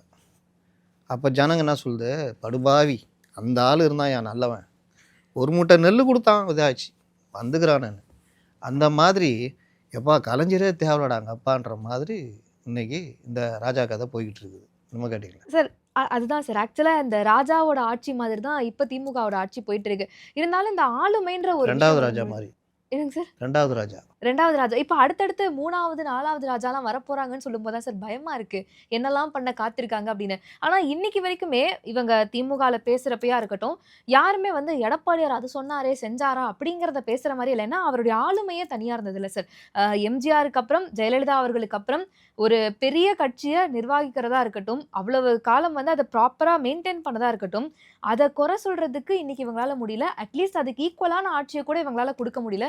இருந்தாலும் இந்த விளம்பரத்தை வச்சு அடுத்த வாட்டி நாங்க ஜெயிச்சிருவோன்ற நம்பிக்கையில இருக்காங்களே சார். ஒரு ஆட்சியிலையும் குறைகள் இருந்தது. ஆனால் அதை மீறி இந்த குடிமராமத்து பணி, விவசாயிகள் சம்மந்தமான இது, கடைமடை வரைக்கும் காவிரி தண்ணி கொண்டு போனது, அவர் ஒரு அடிப்படையில் ஒரு விவசாயி அப்படின்றதுனால அவருக்கு இந்த விவகாரங்கள் ரொம்ப ஈஸியாக தெரியும். இந்த மாவட்டத்தில் இந்த பிரச்சனை, அப்போ இதை இப்படி தீக்கணும். பாதுகாக்கப்பட்ட வேளாண் மண்டலமாக காவிரி டெல்டா பகுதியை அறிவித்தது, இதெல்லாம் மிகப்பெரிய சாதனை. அந்த 7.5%க்கு இவங்க அப்போ குதிச்சது என்னென்னா 10% கொண்டு வர வேண்டியதானே. எதை செஞ்சாலும் தப்பாக செய்கிறது நீனா என்ன லாய்க்கு அப்படின்னாங்க. நீ ஆட்சிக்கு வந்து செய்யினா இப்போ வரைக்கும் 5 வருஷம் ஓடி போச்சு, அதே 7.5% தான் இருக்குது. இந்த மாதிரி ஒவ்வொரு விஷயத்திலும் எனக்கு என்னன்னு பண்ணுறது இவருது. ஏன்னா நீங்கள் இப்போ எடப்பாடி கவர்மெண்ட்னா, நான் திரும்ப திரும்ப சொல்கிறேன், எடப்பாடி தான் ஆட்சி பண்ணார். அதிகாரிகள் போய் என்ன சொன்னாலும் ஏமாற்ற முடியாது. அது ஏடிஎம்கள் எல்லாருமே அந்த மாதிரி பண்ணியிருந்தாங்க. இவர் கலைஞர்னா வேற. நீங்கள் இன்றைக்கி வந்து மன்னா எதிர் நாட்டின் மன்னன் படையெடுத்து வருகிறான்னா அதெல்லாம் பார்த்து முடிச்சாச்சு இப்போ அப்படின்னும் அந்த மாதிரி இவர். ஆனால் இன்றைக்கி மன்னா எதிர் நாட்டு மன்னன் படையெடுத்து வருகிறான் அப்படியானுவாங்க, அவன் அடிச்சு முடிச்சு போயிட்டுருப்பான். அதே கதை தான் இன்றைக்கி. இது எது நடந்தாலும் அதிகாரிகள் சொல்கிறது. அதிகாரிகள் கூட விட்டுருங்க, சரி ஏதோ ஏமாத்திர பண்ணுறேன். ஏங்க இந்த ஸ்ட்ராட்டஜி டீம்கிட்ட உங்களை ஒப்படைப்பீங்க? எது எடுத்தாலும் தலைவரை இப்படி போகிறீங்க, தலைவரை இப்படி நடக்கிறீங்க, தலைவரை அதை பண்ணுறீங்கன்னா எது சொன்னாலும் செய்கிறாரு. முதல்வரை ஒரு நடிகர் மாதிரி ஆகிட்டாங்க. அவர் இஷ்டத்துக்கு இந்த மாதிரி பேச வைக்கிறாங்க. திரும்ப திரும்ப ஒரே விஷயத்த பேச வைக்கிறாங்க. நீங்கள் சொன்னீங்களே என்ன பிரச்சனைன்னு, இவர்கள் அதிமுகவை எதிர்த்து எதுவும் சொல்ல முடியவில்லை.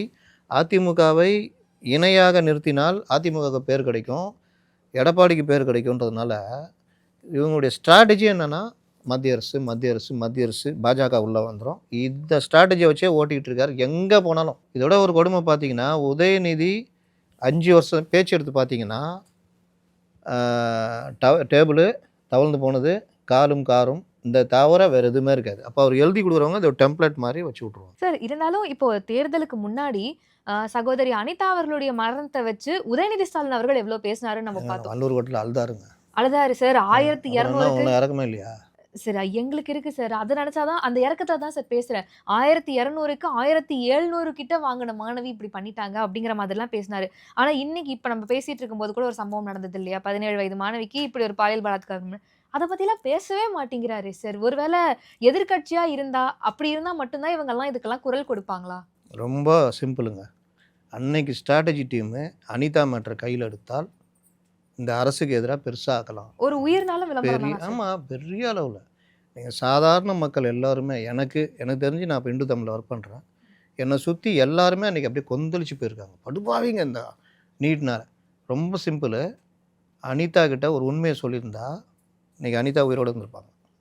ஏம்மா உன் வாழ்நாள் முழுவதும் நீட் எழுதலாம்.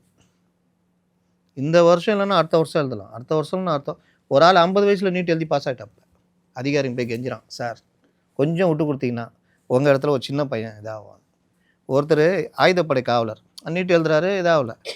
சரி விட்டு போலீஸில் சேர்ந்துறாரு, ஆயுதப்படை காவலர். ஆனாலும் நீட் எழுதுறாரு, பாஸ் ஆகிட்டார். அந்த இதை ரிசைன் பண்ணிட்டு படிக்க போயிட்டார்.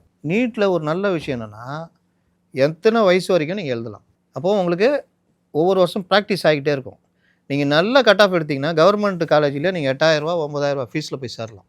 சரி கிடைக்கல, அடுத்த கட்டம் முன்ன எப்படின்னா இந்த இந்த இப்போ சொல்கிறாங்களே இவங்க நீட் இல்லாத ஒரு உலகம். அந்த உலகத்தில் என்ன நடந்ததுன்னா மாநில வழி கல்வியில் கட் ஆஃப் கொடுத்து பார்ப்பாங்க. இல்லையா அந்த கட் ஆஃப் தவிர மற்றவங்க போனோன்னா வேறு காலேஜ் போய் சேரணுன்னா கோடிகளில் இருந்தால் தான் சேர முடியும். கவர்மெண்ட் இவ்வளோ ரேட்லாம் கிடையாது. அப்போது ஒருத்தன் அப்போ 1200 1200க்கு 700 எடுத்துருந்தா கூட மெடிக்கலில் சேர முடியும். அவனுக்கு படிப்பு வருதோ இல்லையோ, அவன் கோடி சொன்னான் தான் மெடிக்கல் சேர்ந்துருவான். அப்போ அவன்கிட்ட சிகிச்சைக்கு போகிறவன்னா கதியாகும். இது எல்லாவற்றையும் ஒழித்து கட்டியது நீட்டு. நீ எப்பேற்பட்ட அப்பாட்டகராரு. எனக்கு தெரிஞ்சு ஒரு மெடிக்கல் காலேஜ் உடைய சொந்தமாக வச்சுருக்கிற ஓனருடைய பையன் உழுந்து நீட்டு படித்தான். அப்படியே கட் ஆஃப் கம்மி. சரி அவன் காலேஜில் சேர்த்துக்கிட்டாங்க. ஆனால் நீட்டு பாஸ் ஆகணும். இந்த இது எனக்கு தெரிஞ்சு ஒரு புரோகிதர் பொண்ணு, எனக்கு தெரிஞ்சு ஒரு சாதாரண ஒரு கிளர்க்குடைய பொண்ணு டாப் ரேங்க் வாங்கிச்சு. 600 650 கவர்மெண்ட் காலேஜில் 8000 ஃபீஸில் சீட்டு கிடச்சிது. எந்த காலேஜ்னு அது செலக்ட் பண்ணிச்சு. அப்படி இல்லை அப்படின்னா 15 லட்சம் ரூபா தான் வசூலிக்கணும். அதுக்கு மேலே வசூலிக்கூடாது. இவன் என்ன பண்ணுறான் தெரியுமா, ஒரு 10 லட்ச ரூபா போட்டு கொடுங்க. இந்த சினிமா டிக்கெட் ஏதாவது கேட்டு சொல்லுவாங்க. வண்டி கிண்டி வந்தால் சார் எங்கே போனோம், பெருங்குடி சார் ஒரு 50 ரூபா எக்ஸ்ட்ரா, அந்த மாதிரி சார் 15 லட்ச ரூபா ஒரு 10 லட்ச ரூபா போட்டு கொடுங்க. நம்மளால சரி சேர்ந்துட்டு போனோம், சரி போய் தொலைட்டோம். முன்னெல்லாம் 1 கோடி கொடுத்துருந்தோம், இப்போ 25 லட்சத்தில் முடியுது. அப்போ இதெல்லாம் மாற்றினது நீட்டு. ஏன் இவர்களுக்கு நீட்டு மேலே இவ்வளோ கோவம் அப்படின்னா, இவர்கள் எல்லோரும் ஏழைகள். 2 மெடிக்கல் காலேஜ், ஒரு மெடிக்கல் காலேஜ் வச்சுருக்கிற ஏழைகள். இதுதான் பிரச்சனை. அப்போது இந்த ஏழைகள் அவங்களுடைய மெடிக்கல் காலேஜை தொழிலை பாதிக்குது. அது ஒரு முக்கிய காரணம் நீட்டை எதிர்க்கிறதுக்கு. நான் கூட மாணவர்கள் மேல இருக்க அக்கறைனால தான் நீட்டை இந்த பாயிண்ட் வர அந்த இவர்கள் கூட சொன்னாங்க அனிதான்னு. ஒன்று நல்தார் அவர் அனிதாவுக்கு இந்த இதில் உண்மையிலேயே அனிதா மேலே அக்கறை இருந்தால் நான் சொல்கிறது நீட்டை மாற்ற முடியுமா? முடியாது. அந்த ரகசியம் எனக்கு தெரியும்னாரு.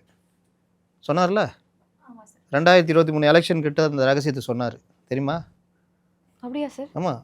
இந்த ஒரு படத்தில் செந்தில் மலையை தூக்குறேன்னு 100 ரூபா வசூல் பண்ணுவாப்புல எல்லா இடத்துலையும். எல்லாம் கொடுத்துருவாங்க. ஆர் சுந்தராஜ் தான் ஒரு பொண்ணு கொடுக்குற மாமனார். நம்ம பையன் எதுமோ பண்ணுறாயா அப்படின்னு. நல்லா கட்டாக பணம் ஒரு 10,000 15,000. இவர் அந்த ட்ரெஸ்ஸெல்லாம் போட்டு வந்து அப்படி நிற்பார். மலையை தூக்குறேன்டா, என்னம்மா பண்ண தான் போகிறான் போலப்பா. எல்லாம் அப்படியே முட்டிக்கால் போடுவாப்புல. அப்படின்வார். என்ன தூக்கி வைங்களா? அம்மா டேய் மலையை தூக்குறேன் தானே சொன்னேன். அம்மா இப்போ கூட சொல்கிறேன், மலையை தூக்குறேன், தூக்குறேன் அப்படின்னு. ஆகா மருமகன் சரியான ஆள் தாண்டான்னுவாங்க. அந்த மாதிரி நீட் ரகசியம் எனக்கு தெரியும். என்ன தெரியும் நம்ம ஆளுங்க நம்பி ஓட்டு போட்டாங்க பார்த்தீங்களா? ஆமாம் சார். அடா இவர் முதல் கையெழுத்தில் சரியாகனாலும் சரி நீட் ரகசியத்தை வச்சு இவர் தட்டி தூக்கிடுவாருப்பா அப்படின்னாங்க. சரி, இவ்வளோ விஷயம் வந்து திமுக ஆட்சியில் நடந்திருக்கு அப்படின்றப்போ பெண்களுக்கு பாதுகாப்பு இல்லை, போதைப் பொருள் கலாச்சாரம் அதிகமாக இருக்குது, இது எல்லாமே நடக்குது அப்படின்றப்போ 2026 மறுபடியும் நாங்கள் வந்துருவோம் அப்படின்ற மாதிரி ஒரு தைரியத்தில் இருக்காங்க. ஸோ 2026 தேர்தலை பொறுத்தவரை திமுகவே மறுபடியும் வரும்னு நினைக்கிறீங்களா, இல்லை எடப்பாடி பழனிசாமி அவர்கள் வருவாங்கன்னு நினைக்கிறீங்களா? 2026 எலெக்ஷன் வந்து இவர்கள் பயங்கரமான கடுமையான கோபம் இந்த மக்களுக்கு இந்த ஆட்சி மேலே இருக்குது. அதை இவங்க மறைக்கிறதுக்கு இவங்க எது கேட்டாலும் இவங்க சொல்கிறது ஆட்சியின் சாதனைன்னு கேளுங்க, யாரை வேணால் கேளுங்க, உரிமை தொகை விடியல் பயணம்வாங்க. இது திட்டங்களே கிடையாது. இது ஜனங்களுக்கு ரூபா கொடுக்குறது. 1000 ரூபா கொடுக்குறீங்க, 1500 நீங்கள் கரண்ட் பில் ஏற்றிட்டீங்க. இப்படி 1000 ரூபா கொடுத்து எக்ஸ்ட்ரா 500 ரூபா பிடிங்கிடுறீங்க. 3 தடவை கரண்ட் பில் ஏற்றியாச்சு. கேட்டால் என்ன தெரியுமா சொன்னாங்க, உதய மின் திட்டம் கையெழுத்து போடணும். கையெழுத்து போட்டோன்னா 4 வருஷம் ஏற்றலை, நீ வருஷத்துக்கு ஒரு தடவை ஏற்றிட்ட. இந்த வருஷம் ஏன் ஏற்றலைன்னா தேர்தல். ஆனாலும் கமர்ஷியலில் ஏற்றிட்டாங்க, கமர்ஷியலுக்கு ஏற்றியாச்சு. இது மாதிரி விலைவாசி உயர்வு ஒவ்வொரு விஷயத்துலையும். விடியல் பயணன்றாங்க, விடியல் பயணம் போனவங்களை கேட்டால் தான் தெரியும் என்ன பிரச்சனை இருக்குன்னு. இது எல்லாத்தையும் தாண்டி இந்த டாஸ்மார்க்கு கஞ்சா மது பழக்கம் இருக்குல்ல, அது ஒவ்வொரு வீட்லேயும் ஒவ்வொரு குடும்பத்தையும் அது பாதிக்குது. பெண்களை கடுமையாக பாதிக்குது. குடும்ப வன்முறைன்றாங்கல்ல, வீட்டில் அடிதடி, மற்ற இது செலவு காசு கொடுக்குறதில்ல, ஆண்கள் முடமாகி போகிறது. ஒரு 40 வயசுலேயே அவன் ஒன்று போகிறது. நீங்கள் 10 மணிக்கு 11 மணிக்கெலாம் சரக்கு கிடைக்குதுன்னா அவன் குடிக்கிறான், வேலைக்கு போக மாட்டேங்கிறான். 2000 ரூபா இவர் இப்போ போடுறாருன்னு வச்சுங்க, அவன் போடும்போதே செல்லத்தின் ஓடிடுறான், அங்கே போய் ஸ்கேன் பண்ணி குடிச்சிட்டு வந்துடுறான். அப்போது இந்த 2000 ரூபா 1000 ரூபா போட்டும் உபயோகம் இல்லை. எப்படியே இருந்தாலும் 1000 ரூபா வச்சுட்டு ஒரு சொன்னார் தெரியுமா, 5000 ரூபா போட்டிருக்கிறேன் முதல் 2 மாதங்களுக்கு தவிர, இந்த மாதத்துக்கு சேர்த்து 3000, மீதி 2000 கோடைக்கால விழாவுக்காக. இதை கொண்டு போய் நீங்கள் இன்ப சுற்றுலா போயிட்டு மீதி ஒரு 500 ரூபா மிச்சப்படுத்தி கூட ஒரு 500 ரூபா போட்டு போரூரில் ஒரு கிரவுண்ட் இடம் வாங்கி சேமித்து வைங்க வருங்காலத்தில். இது எல்லாம் 1960 அந்த கணக்கை வச்சு சொல்லிட்டாப்புல எழுதி கொடுத்த சொன்னார் பாருங்கள் அவர். 2000 ரூபா வச்சுட்டு என்னங்க பண்ண முடியும் இன்ப சுற்றுலா? ஒரு சினிமா இதுக்கு கூட போக முடியாதுங்க. 2 பாப்கார்ன் வாங்கினா 1000 ரூபா காலி ஆகிடும். இவர் உட்காந்து 2000 ரூபா வச்சுக்கிட்டு நீங்கள் வேறு லெவலுக்கு மாறிடலான்ற லெவலுக்கு 1960 கதையை சொல்லிகிட்டு இருக்காரு. இந்த மாதிரி விஷயங்கள் எல்லாமே ஜனங்கள் வந்து வெளியில் பார்க்குறதுக்கு அமைதியாக இருக்கிறாங்க, எல்லாம் ஓகே. இவங்க என்ன நம்பிக்கையில் இருக்காங்கன்னா, கடைசி டைமே விட்டமின் சி இறக்கிட்டா ஓகே, அது சில இடங்களில் ஒர்க் அவுட் ஆகும். ஆனால் பெரும்பாலும் ஜனங்க எல்லா இடத்துலையும் விட்டமின் சி வாங்குறாங்களே, புதுசாக வந்த கட்சியும் ரெடி பண்ணிக்கிறாங்க. அதான் சார், இவ்வளோ விஷயங்கள் நீங்கள் சொல்கிறீங்கல்ல, இதை வச்சு ஒரு விஷயம் எனக்கு புரியுது சார். இது திராவிட முன்னேற்ற கழகமா இல்லை திராவிட ட்ராமா கம்பெனியான்னு தெரியலையேடா அப்படின்ற மாதிரி இருக்குது சார். முதல்வரே நடிக்கும் போது அதில் என்னங்க உங்களுக்கு சந்தேகம்? தலைவரை இப்படி போகிறீங்க, அப்படியே வந்துகிட்டே இருக்கீங்க, 2 பேர் வருவாங்க, அப்படியே இறங்குறீங்க, ஆசீர்வாதம் பண்ணுறீங்க, பின்னாடி ஒருத்தர் நிற்பார், இதுக்குன்னு கம்முன்னு அப்படியே மேலே பார்த்து அவருக்கு சம்மந்தம் இல்லாத மாதிரி ஒரு கவரை நீட்டு மறுபடியும் அப்படி திரும்பிக்குவார்.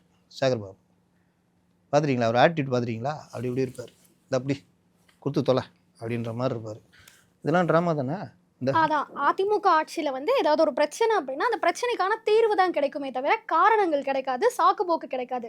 ஆனால் திமுக காலத்தில் ஏதாவது ஒரு பிரச்சனை, இப்போ தூய்மை பணியாளர்கள் போராடுறாங்களா அப்படின்னா நாங்கள் காலை உணவு தரோம் அப்படின்றாங்க. டெங்கு காய்ச்சல் அதிகமாகிடுச்சா சாக்கடைகள்லாம் கொசுவலை போட்டுடலாம்ப்பா அப்படின்ற மாதிரி ஏதாவது ஒரு சாக்கு சொல்லிக்கிட்டே இருக்காங்களே சார். நீங்கள் ரொம்ப போங்க. தமிழ்நாட்டில் நோயாளிகளும் இல்லை, நோயாளியே வராமல் ஒரு திமுககாரர் அவர் வீடாகவே மாற்றிட்டார். அதை இந்த ஹாஸ்பிட்டலை நல்லா பெட்ரூம் போட்டு இங்கே சமையலறை, இங்கே வரவேற்பறை, மாத்திரைலாம் இருக்குது. நோயாளி இல்லைல்ல, தமிழ்நாட்டில் நோயாளியே கிடையாது. அதை கொண்டு போய் குடோனில் போட்டார். நல்லா நாள் நம்மால் அப்படியே கேமரா எடுத்துகிட்டு அப்படியே போகிறாப்புல. இது குளிச்சுட்டு தலை தொட்டின்னு வர்றாரு. என்னப்பா சொல்லுப்பா. டவலோட நிற்கிறாரு சார், டவலோடு நிற்கிறாரு. எவ்வளோ ஜாலியாகிறாங்க பாருங்கள் சார். இருந்தாலும் மனசு ஒன்று வந்து ஒத்துக்கவே மாட்டேங்குது சார். மெடிக்கலில் 7.5% இடஒதுக்கீடு கொடுத்த ஒருத்தர் அமைதியாக இருக்கிறாரு சார். ஆனால் நீங்கள் சொன்ன மாதிரி உதயநிதி ஸ்டாலின் அவர்கள் 2023 ஏதோ ரகசியத்தை சொல்லிட்டாருன்னு சொன்னீங்க, அது என்னன்னு சொல்லிடுங்க சார், எனக்கு கஷ்டமாக இருக்கு. எல்லாரும் சேர்ந்து போகிறான்னா நீட்டை ஒழிக்கலான்னாரு. இதுக்கு பருத்தி மூட்டை குடோன்ல குடோன்ல இருக்கலாமே சார். நான் என்ன சொல்கிறேன், ரொம்ப சிம்பிள். மாவட்டத்துக்கு 2 நீட் பயிற்சி மையம், இலவச பயிற்சி மையம் ஃபஸ்ட் டைமு +2 முடிக்கிறவங்களுக்கு கொடுக்குறோம் அப்படின்னு தொடங்கினால உங்களுக்கு அவங்களுக்கான பயிற்சி கிடைக்கும். இதெல்லாம் நேற்று ஒரு உருட்டு விட்டுனார் பார்த்தீங்களா, நான் முதல்வன் திட்டத்தில். ஆமாம் சார். எல்லா IAS IPSலாம் செலக்ட் ஆனவங்கலாம் கூப்பிட்டு உட்கார வச்சுக்கிட்டு வெளி மாநிலத்தில் படிக்கணும்னு நினைக்கிற மாணவர்கள் கூட நான் முதல்வன் திட்டம் மூலமாக தமிழகத்துக்கு வந்து படிக்கணும்னு ஆசைப்படுறாங்க அப்படின்னு சொன்னாங்க. இன்றைக்கி இல்லைன்னு நாங்கள் நினச்சப்போ 60 பேரில் 56 பேர் நான் முதல்வன் திட்டத்தில் அப்படின்ட்டார். என் பையனும் சிவில் சர்வீஸ் எழுதுறாப்புல, தெரிஞ்சோ தெரியாமல இந்த விஷயங்களில் நான் ஆரம்பத்துலேருந்தே ஆர்வம் உண்டு எனக்கு. ஒருத்தர் சிவில் சர்வீஸ் படிக்கணும்னா ஒரு இன்ஸ்டியூட்டில் சேருவார். அங்கே ப்ரிலிம்ஸுக்கு முன்னாடி ப்ரிலிம்ஸு, மெயின்ஸு, இன்டர்வியூ 3 கட்டத்தை கடக்கணும். முதல் கட்டத்தை கடக்கிறதுக்கு ப்ரிலிம்ஸ்க்கு ஒரு இன்ஸ்டியூட்டில் ஜாயின் பண்ணுவார். அங்கே சிசாட்டுன்னுவாங்க. சிசாட்டுக்கு வந்து இன்னொரு இன்ஸ்டியூட்டு பிரபலமாக இருக்கும். அங்கே போய் ஒரு பணம் கட்டுவார். உடனே அவன் பேர் சொல்லு இது சொல்லி எழுதிக்குவான். சிசாட். இன்னொரு மேத்ஸ் ஏதோ ஒன்று கற்றுக்கணும் அப்படின்னா இன்னொரு இன்ஸ்டியூட் நல்லாயிருக்கும். மேத்ஸ்க்கு மட்டும் அவங்க ஸ்பெஷல். அங்கே போய் அங்கே ஒரு இது கட்டுவார்.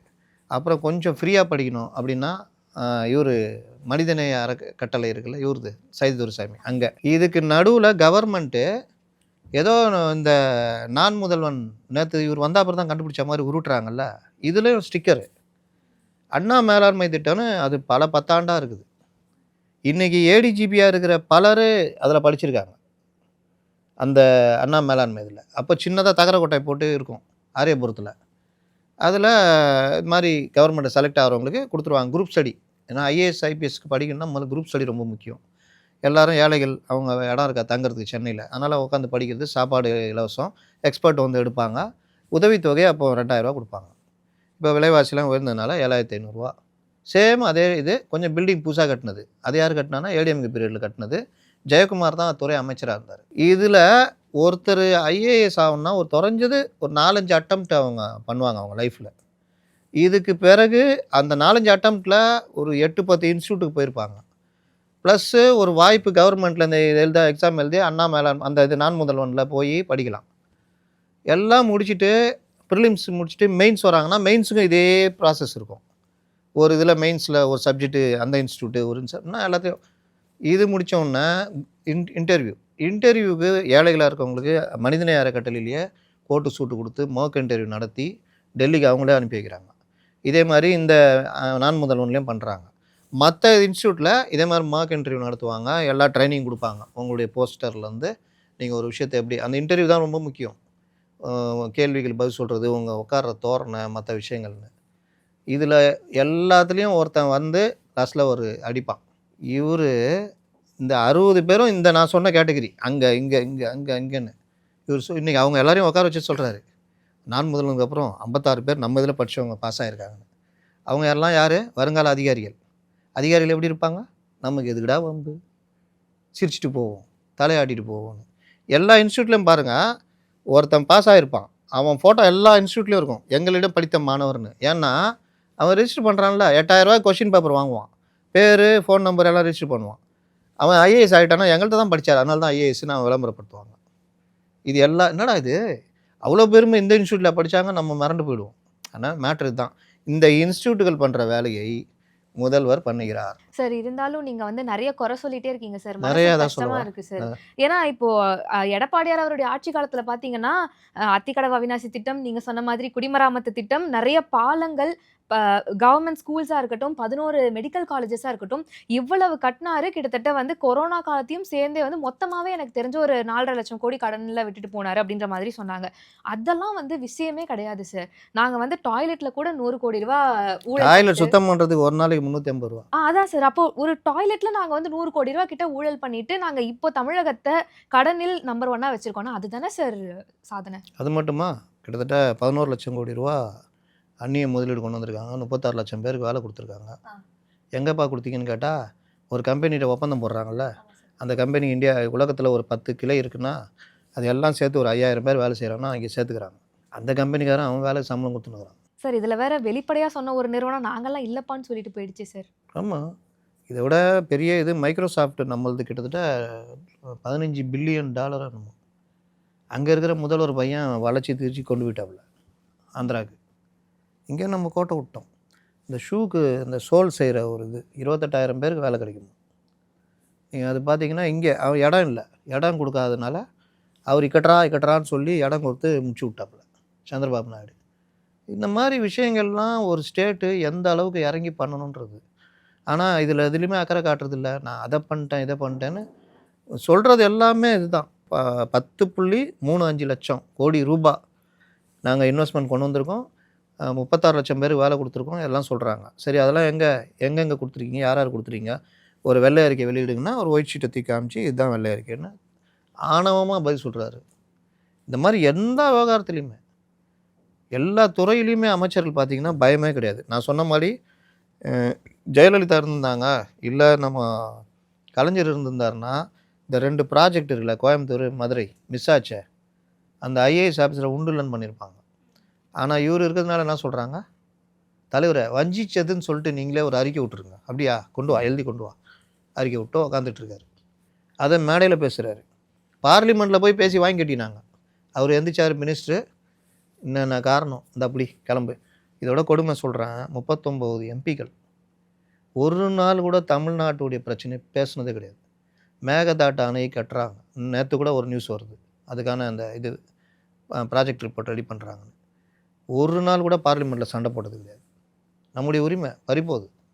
2வது மீனவர்கள் கைது செய்யப்படுறாங்க, அது சம்மந்தமாக பேசுனதே கிடையாது.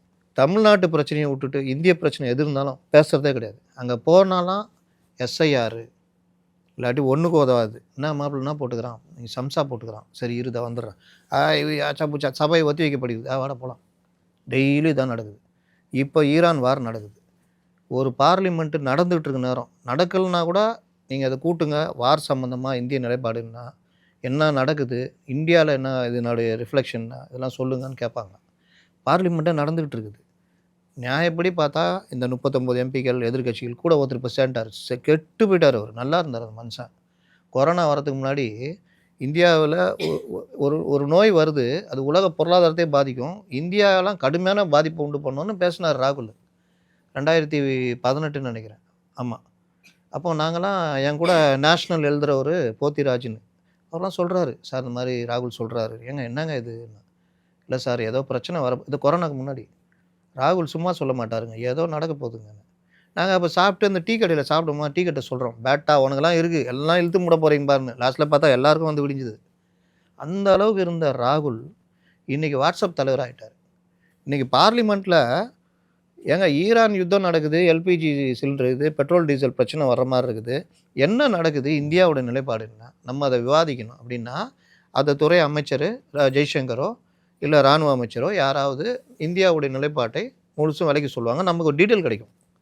இவங்க எதுக்கு போராடுறாங்க சொல்லுங்கள்? இன்றைக்கி 3 நாளாக சட்டசபையில் இது பார்லிமெண்ட்டில் சபாநாயகரை பதவி நீக்கம் செய்யணுன்றதுக்கு சண்டை போட்டுட்ருக்குறாங்க. வெளியில் வந்துட்டு ராகுல் பேசிக்கிட்டு இருக்காரு, இது விவாதிக்கப்பட வேண்டிய விஷயம் அல்லவா பெட்ரோல் டீசல் பிரச்சனை அப்படின்றாரு. பார்லிமெண்ட்டில் பேசணும். இன்றைக்கி 39 எம்பி இங்கேருந்து அனுப்புகிறோம், 39 பேரும் இதுதான் வேலை. அங்கே போய் எதையாவது ஒன்று சண்டை போட்டு போய் கட்லெட்டு சம்சா சாப்பிட்டு வர்றது, இதாங்க நிலமை. இதுக்கு ஒரு தலைவர் இருக்கார், அவர் தலைவர் கரெக்டாக இருந்தால் தானே அவங்களுக்கு பயம் இருக்கும். சரி, இப்போ இந்த இடத்துல எடப்பாடி அவர்கள் இருந்திருந்தா, அதாவது 2021 முதலமைச்சராக எடப்பாடி அவர்கள் இருந்திருந்தா இந்த 5 வருஷம் ஆட்சி இப்படி இருந்திருக்கும்னு நினைக்கிறீங்களா? கிட்டத்தட்ட இந்த அளவுக்கு பிரச்சனை இருக்காது, சட்டம் ஒழுங்கு கரெக்டாக இருந்திருக்கும். 2வது இந்த அட்ராசிட்டி இருக்காது, கனிம வள கொள்ளைகள் இந்த அளவுக்கு போயிருக்காது, மணல் கொள்ளை அது நடந்திருக்காது, டாஸ்மார்க்கில் பாட்டிலுக்கு 10 ரூபாலேருந்து பல விஷயங்கள் தடுக்கப்பட்டிருக்கும். உங்களுக்கு எல்லா முதலாளித்துவ கட்சிகளும் ஊழல் முறைகேடு இந்த விஷயங்கள் இருக்க தான் செய்யும். ஆனால் அது மட்டுமே இருக்கணுன்றது ஒரு ஆட்சி இருந்தால் அந்த நாடு விளங்கவே விளங்காது. ஏன்னா முதலாளித்துவ கட்சிகளுக்கு என்ன பிரச்சனைனா, நாளைக்கு விஜய் வந்தாலும் தேர்தல் நிதி பணம் போட்டு பணம் எடுக்கிறதா நீ தேர்தல். உங்கள் நேர்காணல்லையே என்ன கேட்குறாங்க, எவ்வளோ செலவழிப்பேன் சார், அரசாங்கம் சொல்லிக்குது 30 லட்ச ரூபா, அதை நான் செலவழிச்சிடறேன்னா, அப்படியா போய் வெளியே நில்லு, நீப்பா 20 கோடி ரூபா செலவு பண்ணுவேன், வா நீ தான் தேவை. இதுதான் இன்றைக்கி நிலமை. 20 கோடி ரூபா செலவழிச்சாதான் இன்றைக்கி ஒரு எம்எல்ஏ சீட்டு தர்றாங்க, எந்த கட்சி இருந்தாலும். இன்றைக்கி வேறு லெவலு. இன்றைக்கி இந்த வல்லரசு மற்ற விஷயங்கள் வெளியுறவு கொள்கை எல்லாத்துலேயும் பார்த்திங்கன்னா பிஜேபி வேறு லெவலில் போய்கிட்டுருக்கு, நினச்சி பார்க்க முடியாத அளவுக்கு போய்கிட்டு இருக்குது. எனக்கு தெரிஞ்சு நேரு இந்திராவுக்கு பிறகு ஒரு பெஸ்ட்டு கவர்மெண்ட்டு. வெளியுறவுலேருந்து பல விஷயங்கள் இன்றைக்கி நீங்கள் கேட்டிங்களா, நீங்கள் எடப்பாடி இருந்தானே, இன்றைக்கி இங்கே இந்திரா காங்கிரஸ் இருந்தால் நான் நினச்சி பார்க்குறேன் பக்குன்னு இருக்குது சென்ட்ரல் கவர்மெண்ட்டில். ஏன்னா அவ்வளோ நீங்கள் வெளியுறவு கொள்கை மற்றவர்கள பேசுகிறது, ஈரான் யுத்தத்துலேருந்து பல விஷயங்கள் அந்த மாதிரி. இப்போ இவர் இங்கே இருந்திருந்தார்னா பல விஷயங்கள் நமக்கு இன்றைக்கி பெண்களுடைய பாதுகாப்பு, சட்டம் ஒழுங்கு, போதை கலாச்சாரம் இதெல்லாம் உண்மையிலே இருந்திருக்காதுங்க, கட்டுப்படுத்தப்பட்டிருக்கும். மெத்தப்பட்டவன் இந்த இது கஞ்சா, இந்த பாட்டில் விற்கிறது, இந்த அனுமதிக்கப்பட்ட நேரத்தை தவிர இது பண்ணுறது, FL2ன்னு ஒரு இது பார் சொல்கிறாங்க, யார் வேணால் வாங்கிக்கலாம், எங்கே வேணால் தரலாம். திடீர்னு பார்த்தா ஒரு வீடு இங்கேருந்து போய் அங்கே போய் குடிக்கணுமா அப்படின்னு பார்த்தா அதெல்லாம் கவலைப்படாது, பக்கத்து வீட்டிலே இருக்குது. என்ன அது FL2, உள்ளே போனால் ஏசி போட்டு வச்சுக்கிறாங்க, குடிச்சிட்டு வரலாம். அந்த அளவுக்கு மதுவை ஆறாக ஓட வச்சுட்டாங்க. ரொம்ப சிம்பிளாக சொல்கிறேன், மாற்று பொருளாதாரம்னு சீமான்லாம் பேசுகிறாருல்ல, பால் பனை பொருட்கள், ஆவின் பற்றி இவர் அன்றைக்கி சிஎம் பேசுகிறாரு. 3 கோடி லிட்டர் இருக்குது கொள்முதல், அதை 4.5 கோடியாக மாற்றணுன்றாரு. நான் விசாரித்தப்போ 2 கோடியே 10 லட்சம் லிட்டர் தான் கொள்முதல் இருக்குது, 3 கோடின்னு சொல்கிறாரு. ஆனால் அதில் ஆவின் எவ்வளோ கொள்முதல் பண்ணுதுன்னு பார்த்தா 37 லட்சம் லிட்டர் தான். இதே பக்கத்து மாநிலத்தில் கர்நாடகாவில் 1 கோடி 60 லட்சம் லிட்டர் பால் கொள்முதல். அதில் நந்தினி இந்தியாவில் நம்பர் 2 லெவலில் இருக்கிற அந்த பால் ப்ராடக்ட் கம்பெனி இதே ஆவின் மாதிரி 1 கோடியே 10 லட்சம் லிட்டர் கொள்முதல் பண்ணுறாங்க. இவர்கள் எல்லோரும் திட்டுகிற குஜராத் மதுவில் அமல், அங்கே வருமானம் கிடையாது. இங்கே மதுவில் 48,000 கோடி ரூபா வருமானம், 60 ஆகிறதுக்கு ட்ரை பண்ணிகிட்ருக்காங்க. அங்கே மது விலக்குகளை வருமானமே கிடையாது. ஆனால் 4.6 லட்சம் கோடி லிட்டர் அங்கே கொள்முதல். அதில் மேக்சிமம் அமுல், வேர்ல்டு நம்பர் 1 இது, அது அமுல், குஜராத்துடையது. அப்போது அவர்கள் பாலில் அந்த பொருளாதாரத்தை அந்த ஈடு செய்கிறாங்க. ஏன் இங்கே பண்ணக்கூடாது? ஏன் யோசிக்க மாட்டேங்கிறீங்க? அந்த துறைக்கு ஒரு மினிஸ்டர் போட்டு வச்சுக்கிறார், மனோ தங்கராஜ்னு. அவர் பாதி நேரம் பெரியாரிசம் பேசிகிட்டு இருக்கார். அவர் ஒரு கிறிஸ்டியன், அவர் இந்து மதத்தில் இருக்கிற தப்பை பற்றி பேசிகிட்டு இருக்கார். இப்போ கி வீரமணி பேசுகிறேன்னா என் மதத்தை தான் நான் முதல்ல பேசுவேன், அப்புறம் மற்ற மதத்தைன்னு சொல்லலாம். அவர் ஒரு இந்துவாக பிறந்தவர், நீங்கள் கிறிஸ்தவராக பிறந்தீங்க, அங்கே போய்ட்டு இப்படி நிற்கிறீங்க. ஆனால் இவர் அமைச்சர் வேலையை விட்டுட்டு இந்த வேலையை பண்ணிகிட்டு இருக்கார். பால் வளத்துறையிலே ஒன்றுமே செயல்படாத துறை அமைச்சர்னு வெளியேற்றினாங்க. மறுபடியும் அவர் கனிமொழி பிடிச்ச அமைச்சர் ஆகிறார். ஒரு துறையில் செயல்படாதால் வெளியேற்றிட்டு மறுபடியும் இன்றைக்கி ஆவின்னு உக்காந்துக்கிட்டு இருக்குது, ஒன்றுமே இல்லை. இதுதான் இதெல்லாம் அவர் இருந்திருந்தால் நடந்திருக்காது. ஏன்னா ஜெயலலிதா இந்த துறையில் பெருசாக இது பண்ணி 1 கோடி லிட்டரு கொள்முதல் கொண்டு வரணும் அப்படின்னு பொன்ராஜ் அவர் தான் கூப்பிட்டு கேட்டப்போ என்ன பண்ணலான்னு கேட்டப்போ அவர் கொடுத்த ஐடியா தான் கறவை மாடுகள் திட்டம். 42 லட்சம் லிட்டரு கொள்முதல் வந்துச்சு. ஆட்சி விட்டு போகும்போது 37 லட்சம் 37 லட்சத்துக்கு மேலே இருந்தது. இன்றைக்கி 37 லட்சம்ன்றாரு, 27 லட்சம் கூட கீழே வந்துடுச்சு இன்றைக்கி. இதுதான் இவர்கள் ஒவ்வொரு துறை. இது நான் சொல்கிறது ஒன்று. பஸ்ஸு விடியல் பயணம் அதெல்லாம் சொல்கிறாங்கல்ல, அந்த பஸ்ஸில் இப்போ எலக்ட்ரிக் பஸ் கொண்டு வந்திருக்காங்க. எலக்ட்ரிக் பஸ்ஸுக்கும் கவர்மெண்ட்டுக்கும் சம்மந்தமே இல்லை. அது ஒரு செல்வாக்கான ஒருத்தருக்கு சொந்தம். அந்த வருமானம் எல்லாம் அங்கே போகுது. அதுக்கு டிரைவர் எடுக்கிறாங்க, 2 வருஷம் எக்ஸ்பீரியன்ஸ் இருந்தால் போதுன்றாங்க. பஸ்ஸு பக்கத்தில் வந்தாலும் பக்குன்னுக்குது. அவங்க பக்கத்தில் வரும்போது எனக்கு என்ன ஓடுதுன்னா, ஐயோ 2 வருஷம் தான் எக்ஸ்பீரியன்ஸாக, லெஃப்ட்டுக்கு விட்டு எடுத்துகிற போகிறாப்புலன்னு. அந்த பஸ்ஸு வருமானம் எதுவுமே இது கிடையாது. அந்த பஸ்ஸுக்காக நம்முடைய டிப்போக்கள் தாரை வார்க்கப்படுகிறது. கார்ப்பரேஷன் ப்ரைவேட்டைஸ் ஆக்கி அதுதான் இந்த தூய்மை பணியாளர்கள் போராட்டம். இந்த மாதிரி எந்த துறை எடுத்தாலும், மெடிக்கல், நாங்களாம் மெடிக்கல் பீட்டு பார்த்த பொழுது விஜயபாஸ்கரெல்லாம் அவ்வளோ பிரச்சனை பண்ணியிருக்கோம்.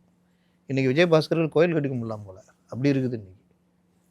அதனால் ஒவ்வொரு துறை வாரியாக பேசினாலும் நீங்கள் வேறு லெவலுங்க. கண்டிப்பா சார். ஏன்னா இதுக்கு முன்னாடி வரைக்குமே நிறைய பேர் சொல்லி கேட்ட ஒரு விஷயம், ஜெயலலிதா அவர்கள் இருந்திருந்தா இப்படி நடந்திருக்குமா, இப்படி ஆயிருக்குமா அப்படிங்கிறத. ஏன்னா அவ்வளோ பெரிய லெகசியை வந்து அவங்க கொண்டுட்டு வந்தாங்க. இன்னைக்கு அதே மக்கள் திரும்பவும் சொல்லக்கூடிய விஷயம், எடப்பாடியார் இருந்திருந்தா இவ்வளோ பிரச்சனை இருந்திருக்காது, நல்ல ஆட்சி இருந்திருக்கும்னு நீங்க சொன்ன அதே விஷயத்த அவங்களும் சொல்லி கேட்குறோம். ஸோ வரப்போற இந்த 2026 தேர்தல் அப்படிங்கிறது ஒரு பெரிய மாற்றமா இருக்கும். முக்கியமா மக்களுக்கு ஒரு நிம்மதியான ஒரு ஆட்சி, நிம்மதியான ஒரு வாழ்க்கை அமையும் அப்படின்றத நாங்களுமே எதிர்நோக்கி காத்துட்டு மக்கள் தாங்க தீர்மானிக்கணும். கண்டிப்பா சார். அவங்க நல்லதா தீர்மானிப்பாங்கன்னு நினைக்கிறேன். அதுவும் நீங்களும் இவ்வளவு விஷயம் எடுத்து சொல்லிருக்கீங்க அப்படிங்கிறப்போ கண்டிப்பா ஒரு நல்ல முடிவு தான் கிடைக்கும். எங்க கூட வந்து இவ்வளவு விஷயங்களை பகிர்ந்துகிட்டதுக்கு ரொம்ப நன்றி சார். நன்றி சார்.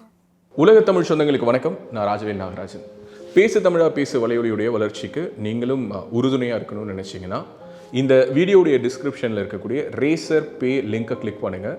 அந்த லிங்க்கில் போயிட்டு உங்களுக்கு விருப்பமான தொகையை பேசு தமிழா பேசுவனுடைய வளர்ச்சிக்கு உங்களுடைய பங்களிப்பாக நீங்கள் கொடுக்கலாம். நன்றி, வணக்கம்.